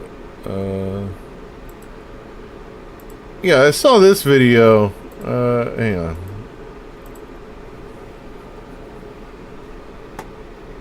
Hold on. I heard him say that you can't do this to the people whose homeland is Gaza. שמעתי את שר החוץ הספרדי אי אפשר לעשות את זה לאנשים שעזה היא מולדתם. 75% for 75% of Gaza's population, it's not their homeland. What? 5% מאוכלוסיית עזה, עזה היא לא מולדתם. יודעת מה זה מולדתם? Do you know what their homeland is? חיפה, טבריה. Haifa, Tiberias, Acre, Jaffa. עכו, יפו, אלה This is a refugee population that has been there since 1948. Yeah. So you've already displaced them once, you're planning to do it again? And so, I mean, they're well aware of the displacements and the refugees. Yeah, why have they been there? That's kind of weird. Also, when they call it Jaffa, Jaffa's Tel Aviv. These towns already existed. These cities already existed. Like, he's well aware of the history. Yeah, like a lot of these towns that they've named, they already like Jerusalem used to be Al-Quds. These were all cities and towns that already existed. Cracks open a history book. Yeah, just like Google the names of Israel cities and what they used to be called. They all already existed. Israel didn't just become an entity one day and create their own towns. They changed their own fucking names. Yeah, exactly. They changed everything. Yeah. Because we are unable to change Israel's position. Yeah, they give them Hebrew-sounding names. Yeah. But the Americans who have left Doha have been quite clear. They have decided to bring their teams home, saying it is Hamas, who do not appear to be operating in good faith. It's always Hamas. What we see, what we follow, what we know is that it is the Israeli position that is the real stumbling block, not just now. For the last 22 months, it was a U.S. proposed ceasefire 3 times that was actually accepted by all sides, and then Israel, Benjamin Netanyahu, breached every one of them. So no, the record is very clear. This Israeli government is absolutely insisting on continuing its campaign of erasure, extermination, annihilation of the Palestinian people. Jackie, the thing is that the Americans, Mm-hmm. the Americans have in recent weeks and months changed their language. They have been much more critical of Israel. So they are now saying the problem lies with Hamas. They are saying in their statement, alternative options to bring the hostages home will be considered. What do you interpret that Hamas to is mean? doing better than even their numbers are, and even their numbers are increasing. The Yeah. U.S. on the one hand, they have no reason to act out of character. I agree. Israeli crimes, but at the same time providing them with all the weapons, the arms, the financial support, the legal cover, the diplomatic Americans support. are shooting at the people trying to get food. Yeah, it's the history PMCs that are out there. I believe I have that video somewhere. That Gaza is not just the biggest graveyard of children. Jackie, Gaza has 2.3 million people who are now being starved. Remember, 1 million of them are children. Hold on, let me go to that video. Hold on, let me go history. Find it real quick. Computer's running a little slow. Where's the BBC? Where is it? Here we go. This one. There's a blizzard of condemnation tonight about the situation in Gaza.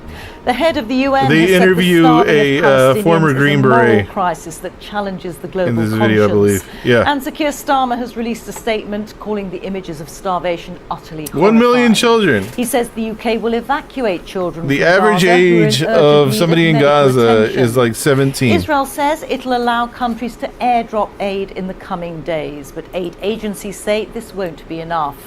Israel controls the entry of supplies into Gaza. It says the starvation is not its fault, and it blames Hamas for stealing food.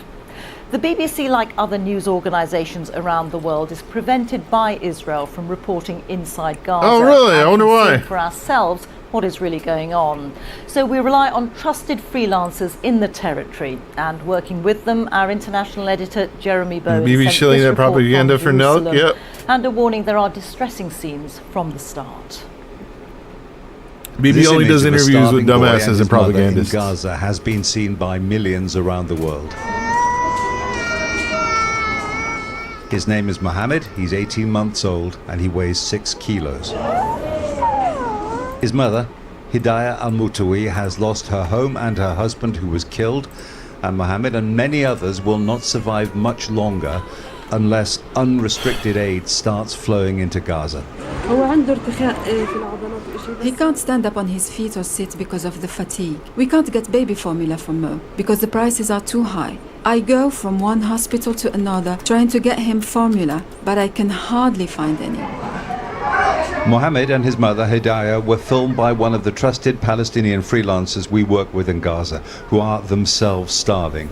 Israel does not allow international journalists to enter the territory.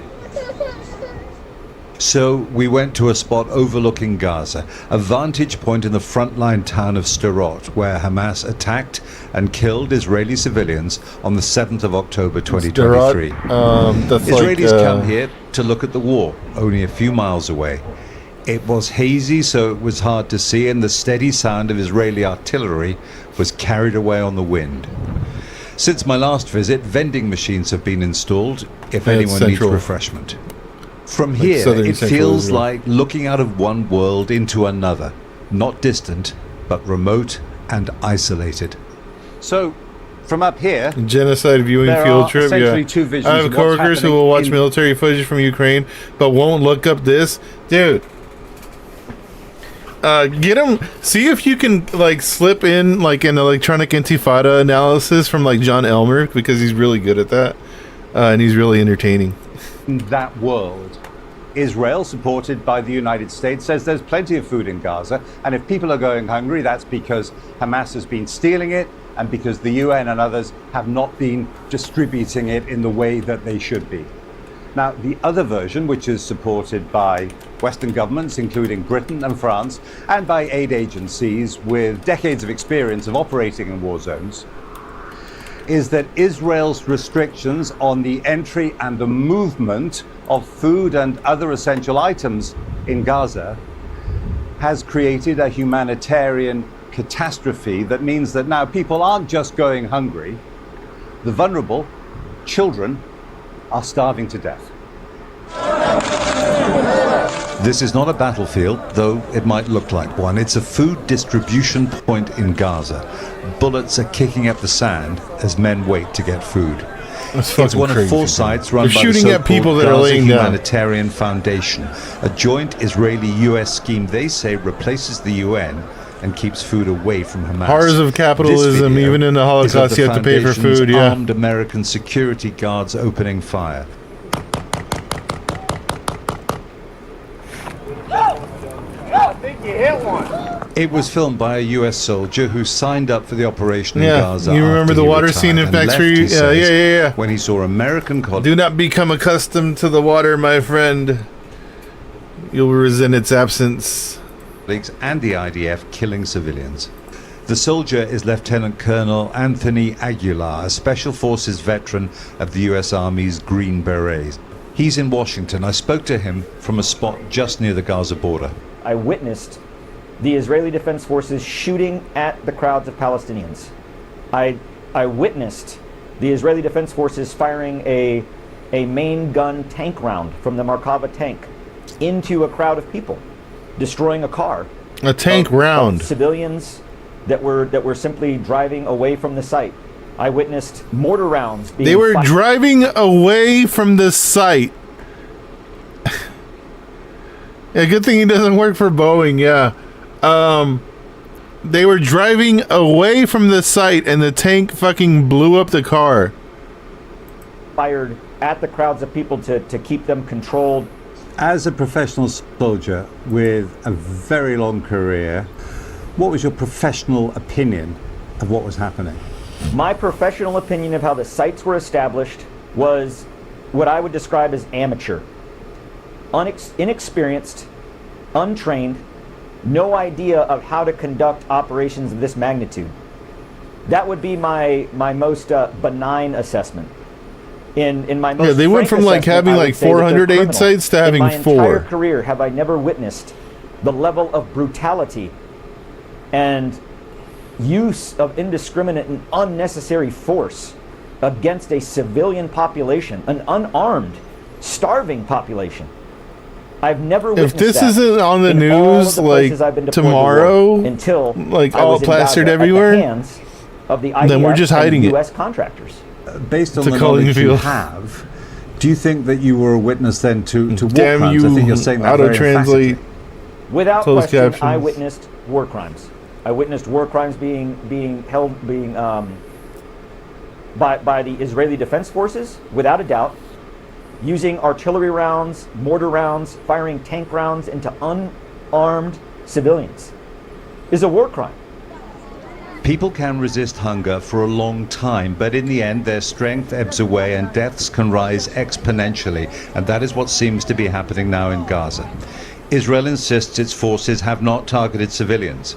Now we have eyewitness testimony to add to the considerable evidence that they've done so as a matter of routine. Yeah, I believe Jeremy him, yeah. Bowen, BBC News, Jerusalem. Fucking crazy, man. Yeah, they interviewed Mahmoud Khalil. Hold on, let me get this real quick.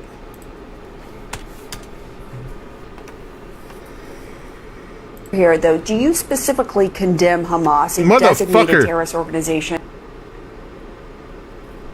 They got one in move. The United States, not just for their actions on October 7th.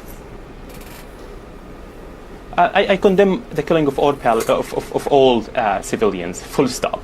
But what Israel doesn't believe there aren't any non-combatants in Palestine. Even the babies are terrorists. Yeah, exactly. So forever, it has always been and this might sound familiar to minorities in the United States. It has always been precautionary to be a male adult to be a male, period, in Gaza. Because the Israeli military considers any male of age to be a member of Hamas. And that's the way that they were doing their body count when they were saying that they killed however many members of Hamas every month. If you did the math and how many people they were killing when it was, growing into the tens of thousands initially, they would always say, "Oh, we killed 4,000 Hamas members, and somehow 8,000 civilians died." That's a oopsie. Or it would be like 12,000. Yeah, it would be like 12,000 civilians died, and like 4,000 of those were Hamas members, according to the IDF, right? And it's like, well, you're just taking into account the adult males and labeling all of them to be enemy combatants. So it doesn't matter, who actually is an enemy combatant or who is an actual member of Hamas. So that's always been their strategy of labeling everybody as a member of Hamas in Palestine, especially males. Don't want to get into is no, I am very clear with condemning all civilians. I'm very straight in my position in that part. But it's disingenuous to ask about condemning Hamas while Palestinians are the ones being starved now by Israel. It's not condemning October 6th, where 260 Palestinians were killed by Israel on before October 7th. Yeah. More children. There was an article that came out before October 7th. And I think the article was published October 6th, but it was based on data that was already taken from September of 2023, saying that 2023 had already been the most lethal, deadly year for children in the West Bank, in Palestine. I'm glad he called them out. That was silly. Yeah. Selective Everybody should call anybody out that says it's because stupid. This is not. This wouldn't lead to a constructive conversation. And this is also like what we want to deal with is the root causes of why that happened. And it's in no way anyone can justify. Just to be clear, she's like, hold on. What about? Can you condemn Hamas? Mahmoud, we did ask about, we've talked at length about your views, of course, on the Palestinians, but it is fair to ask you about whether you condemn Hamas because the Trump administration has claimed that you are a Hamas sympathizer. So it's very important to actually ask that question in this broad conversation. Yeah, I simply asked and protested the war in Palestine. That's what I did. Yeah, do you condemn the IRA as a Palestinian, as a human being right now? Is do you condemn the Americans that rebelled against the British? In my home country, and that's consistent with who I am. I'm a firm believer in international law and human rights, and all my values come from that point. It's just like, to me, it's who is this? See you next Tuesday say I can't tell who it is.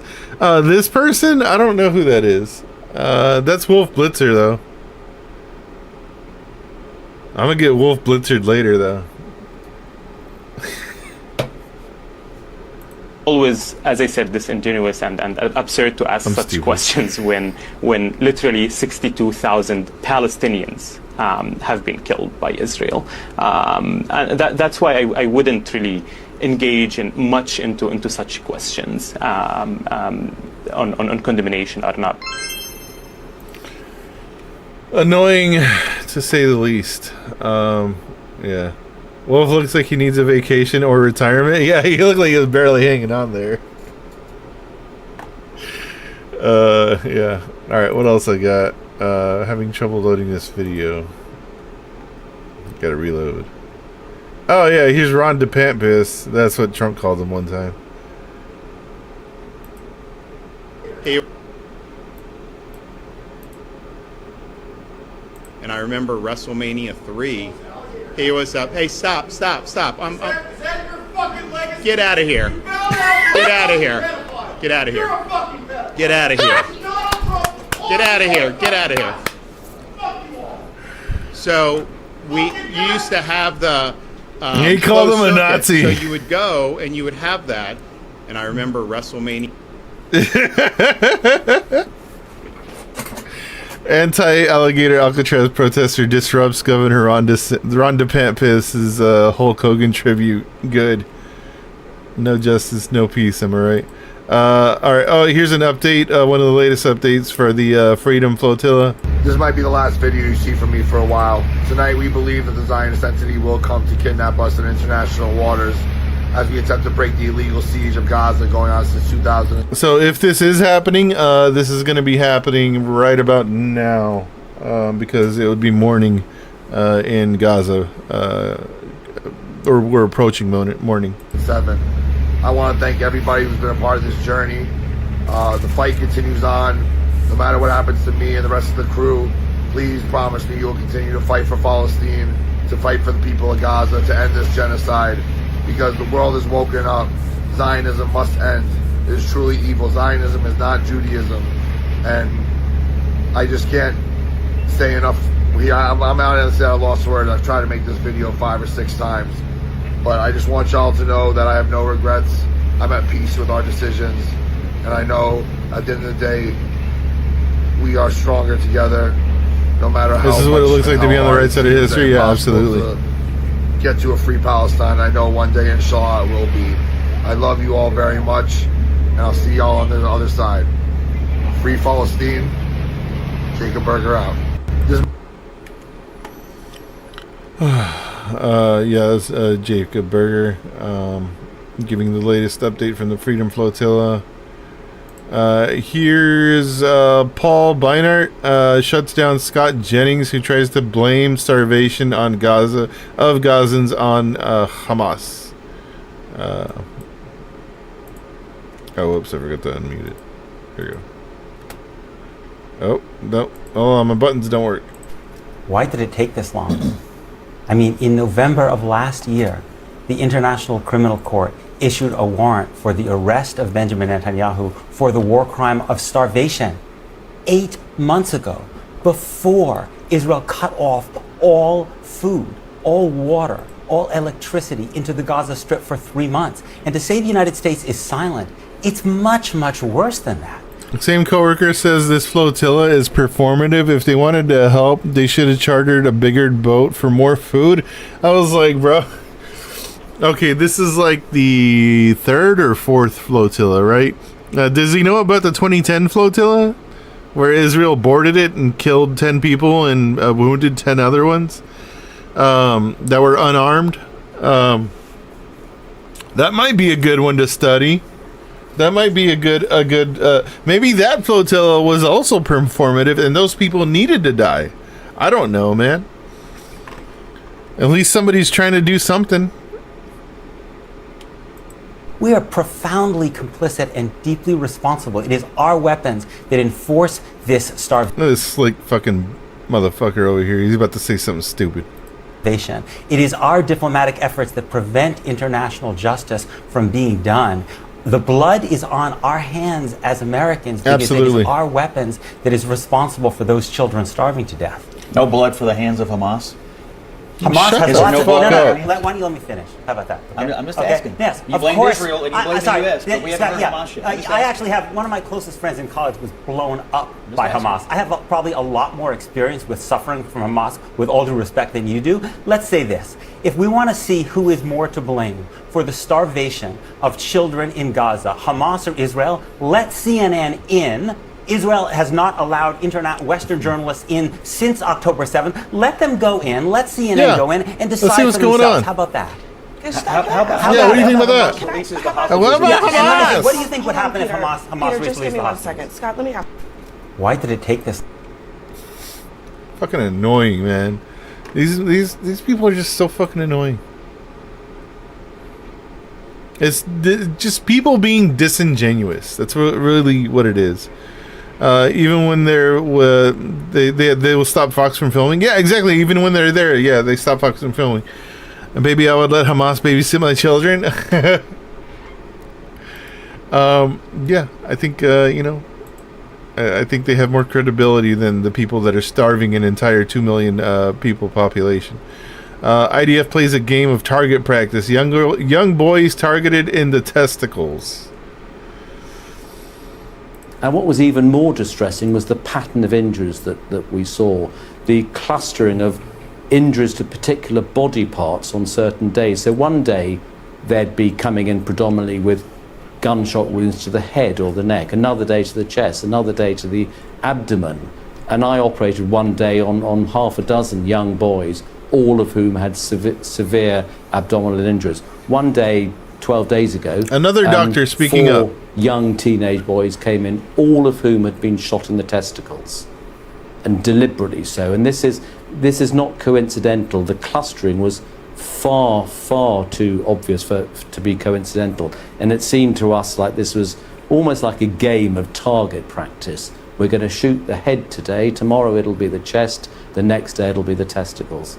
I would never have believed this possible unless I'd witnessed this with my own eyes. And there is virtually no feed being allowed in for them. That story about the American doctor talking about the formula feeds being refused entry by it's true. I met several doctors who had formula feed cartons of them in their luggage that they were all confiscated. Dehumanization, by the yeah. Border guards, specifically those. Nothing else confiscated, just the formula feed.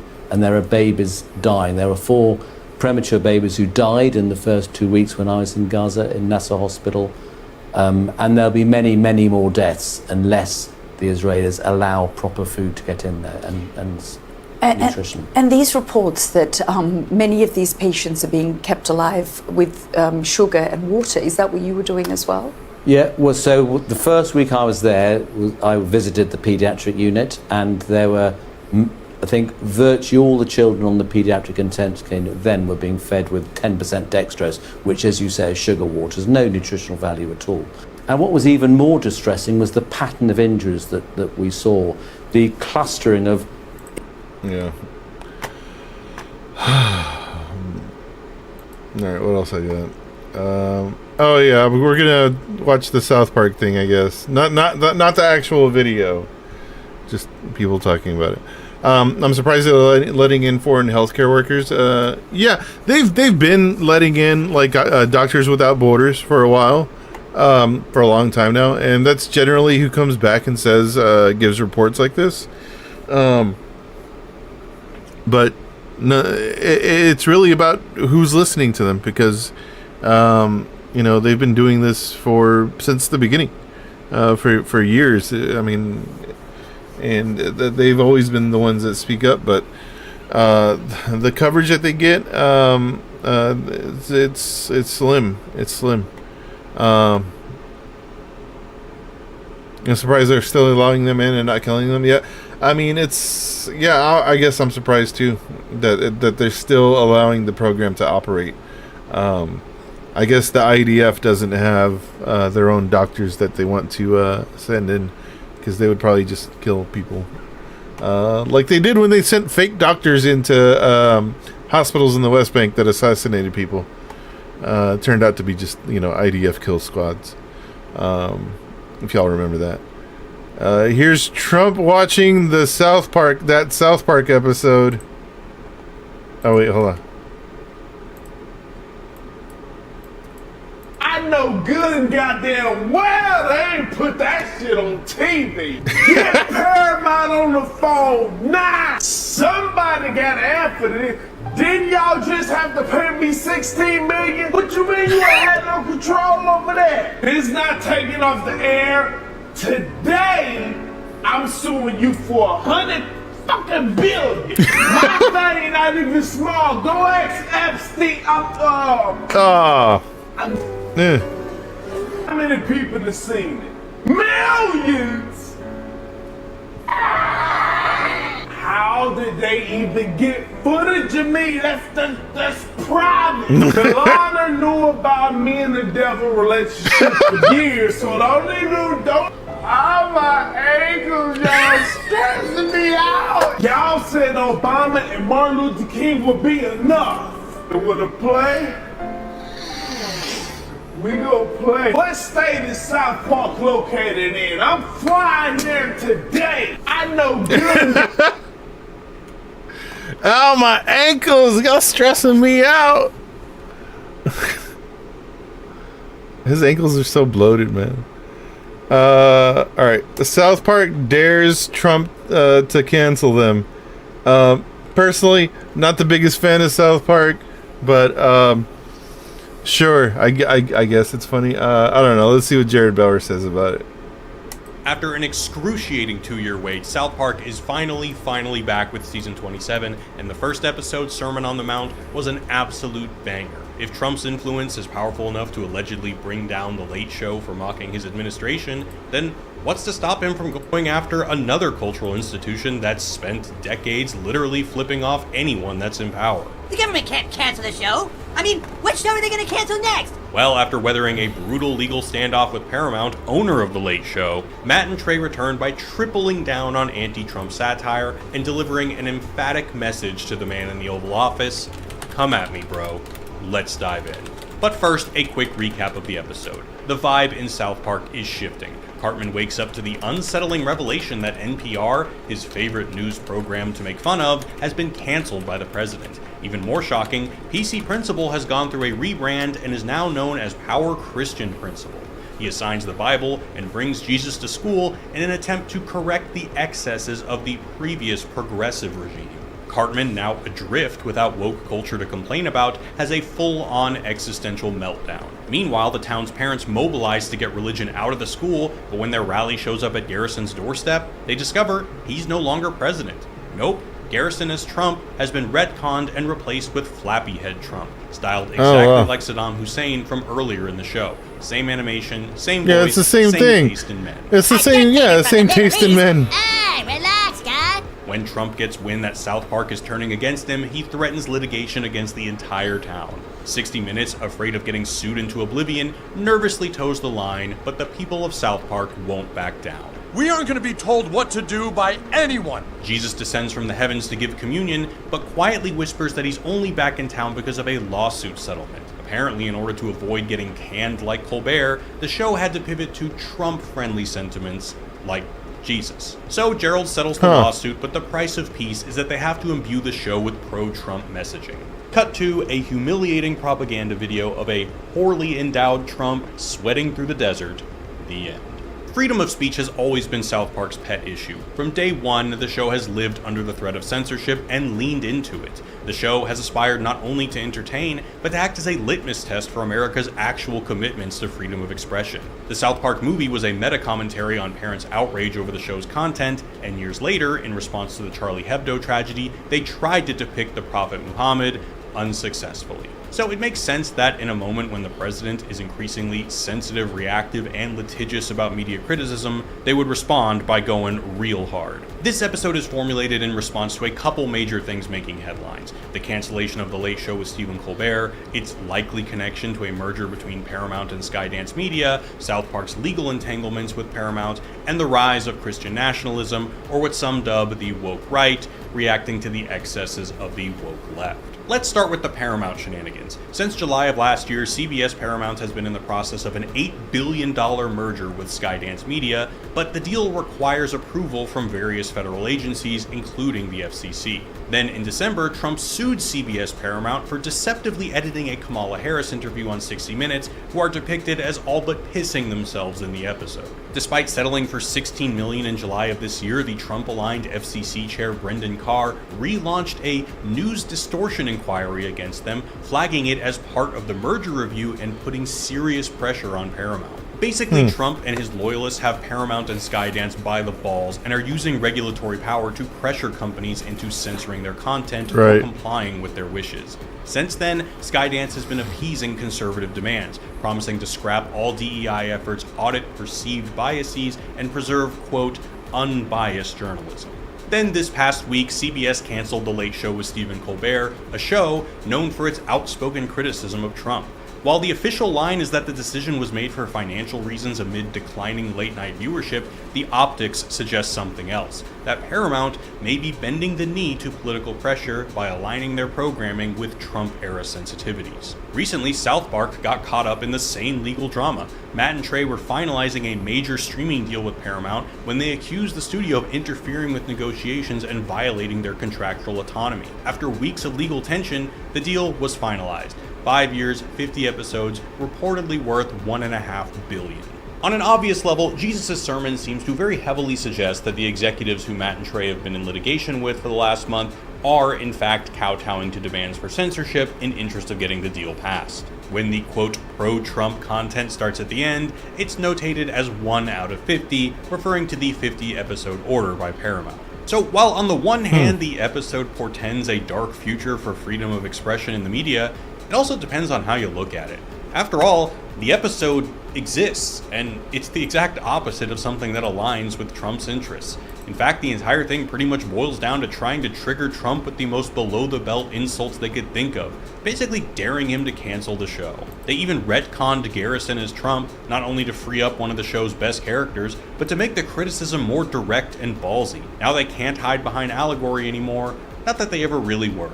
While the White House released a statement calling the show irrelevant and uninspired, it's yet to be seen if Trump will actually do something about it. But as of the time of this video being uploaded to YouTube, the episode is live on Paramount Plus, and the streamer is heavily pushing it to attract new subscribers. Wow. One could interpret this as simply the fact that South Park is uncancelable. It has a unique place in our cultural imagination. Is it just able to profit get away again? with things no other show can because People need to sign up for Paramount Plus in order to watch this shit. And for anyone to go up and go, did you see this thing on South Park? That was really offensive. Someone be like, dude, shut up, it's South Park. While I like to believe it's the show's special ability to lower people's defenses, it's much more likely that, well, money talks, but in a productive direction. In a fragmented streaming market desperate for hits, South Park is a monocultural Any publicity is good publicity, right? That has almost universal recognition.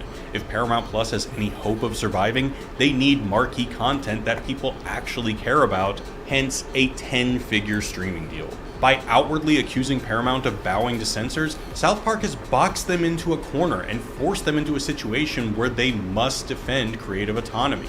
It's a crazy 4D chess move. In order to preserve their legitimacy in the midst of accusations of political interference, Paramount now has to stand behind a show that brutally humiliates Trump.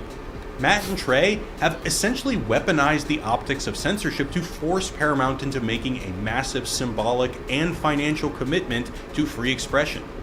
There's a version of this story where this becomes the free speech win that the Charlie Hebdo episode tragically could never be. A genuine win for artistic freedom in the face of real institutional pressure. Hopefully, I'm not being too optimistic. Anyway, the other and arguably more I think we are being a little bit too optimistic. This is my opinion, though. Is its commentary on the inescapability of religious thinking and the tendency for those in power to co-opt moral authority for their own ends. Toward the beginning, Randy is outraged to learn that Jesus is included in the school, as educational institutions shouldn't be promoting a particular belief system. Or at least he's pretty sure he's outraged. Better check with ChatGPT first to make sure that his concern is justified. Is Jesus supposed to be allowed in schools? The irony of this scene is that while Randy thinks he's approaching the situation from a secular, rational point of view, he's really just outsourcing his values to a new kind of invisible authority. Not a religion, but a chatbot. ChatGPT becomes the new patriarchal authority figure, the new godlike source we appeal to when We are we're in sad unsure times of that right people and actually wrong. do this stuff too. Thanks.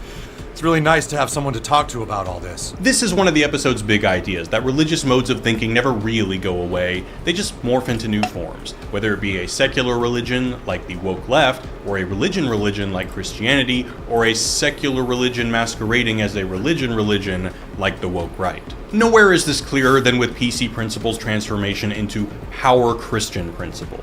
His days of policing behavior that could offend marginalized communities are over. Now he polices behavior that could offend Christian communities, as Stan is summoned to the principal's office for not making room for Jesus at the lunch table. He's basically become a stand-in for the dark evolution of anti-woke, the very MAGA-aligned Christian nationalist movement, or what some call the woke right.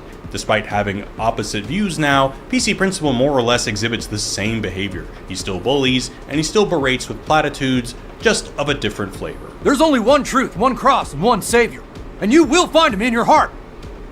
As some cultural theorists on both the left and the right have suggested, wokeness had, or has, depending on how you look at it, taken on a religious quality because the tenets of anti-racism and DEI are treated as non-negotiable truths that cannot be questioned without automatic moral condemnation. Things like kneeling and land acknowledgements take on confessional qualities, cancel culture is akin to excommunication, etc. Cartman descends into a full-on depressive spiral when he senses that wokeness has run its course. I think I know what's happening. I think woke is dead. His insistence that woke is dead definitely evokes Nietzsche's God is dead, again linking disillusionment from Christianity to disillusionment from wokeness. Cartman even looks forward to reaching the woke kingdom in the sky. We're heading for that big woke kingdom in the sky. And Butters speaks of woke's return as if it were the rapture. Woke isn't dead. It's still out there, somewhere, just waiting to come back. But Cartman isn't woke. Yeah, there was that brief stint in season 20 where he wore a Tokens Life Matters t-shirt, but that was mostly a troll. He's upset because hatred of wokeness gave his life meaning, and now without it, he's spiritually adrift. In this sense, the anti-woke too are depicted as zealots, their proposition becoming a full-blown identity, but not one based on any kind of metaphysics. It's more about belonging. But the biggest joke comes in the form of MAGA itself. The episode asks, how can a political movement that worships Trump still claim the mantle of Christianity? What the hell is this president doing? He doesn't even act like a Christian. Why is he pushing it on our kids? This is where Trump earns the title some critics have given him, the postmodern president. He flirts with symbols of religious values, God, the Bible, prayer, breakfast, but it's all just a branding initiative that helps him consolidate a base. Because the reality of his life is the opposite of Christian, hence the fling with Satan. I mean, he's been divorced twice, paid off an adult film star to cover up an affair. Oh yeah, and then there's that thing with that guy, what's his name? Oh, Epstein. The Epstein list? Weird, that keeps coming up. Well, are you on the list or not? His party at the White House is full of people and activities that are, well, not exactly emblematic of wholesome Christian values, and the background music includes the lyric, Christ makes the money. Christ makes the money. Christ makes the money. What emerges is a vision of a society yearning for moral authority, whether through Jesus, AI, or progressive politics, and a world of opportunists more than willing to exploit that desire to inflame tribal sentiments. Christianity for the woke right becomes less about belief and more about cementing your identification within a community of people who hate the same woke stuff you do. I voted for him to get rid of all the woke stuff. Even if the woke stuff definitely went too far. We all know the woke stuff went too far, but the answer isn't going too far the other way. It's a bleak cultural portrait, but it's South Park. I mean, what did you expect? For what it's worth, I think they captured it with rare precision and guts. We'll see if Trump does anything about the episode, but either way, I'm excited to follow South Park as they continue to push the boundaries. I think you would have said something about it by now. Episodes, especially in today's climate. Be sure to subscribe for more breakdowns of Season 27 of South Park. My next movie analysis is going to be on The Wolf of Wall Street, and then after that, Sinners, so be sure to look out for those. Check out the link Sinners below. is You can very follow me good. on Instagram, Letterboxd, and if check you it want to out. support the channel, there's a link to my Coffee page below. I really appreciate Yeah, you a all, little bit more and I'll catch you insight next on the time. actual episode Peace. rather than just the videos that everybody's posting. I don't know. To me, it doesn't seem like it's been that big of an effect. You know, like somebody said, oh, they released an episode about Trump. I guess he's out of office now. Like, it doesn't matter. It really doesn't. Like, If they would have done this like 2 years ago, a year ago, further disillusion people about Trump on a public stage, that would have been helpful to prevent Trump from coming back. But this is first year of his next term. It's not really stopping anything, in my opinion. It's a fruitless effort, is the way I see it. But yeah, that's my opinion on the whole South Park thing. I don't see the benefit. Sure, it's fun. I guess it's a distraction to me. But I wanted to see what Jared Bauer's insight was on it. Interesting to say the least. So, all right, that's it for me tonight. Thank you guys. I appreciate you guys coming by. You guys have a good night, and I'll see you next time.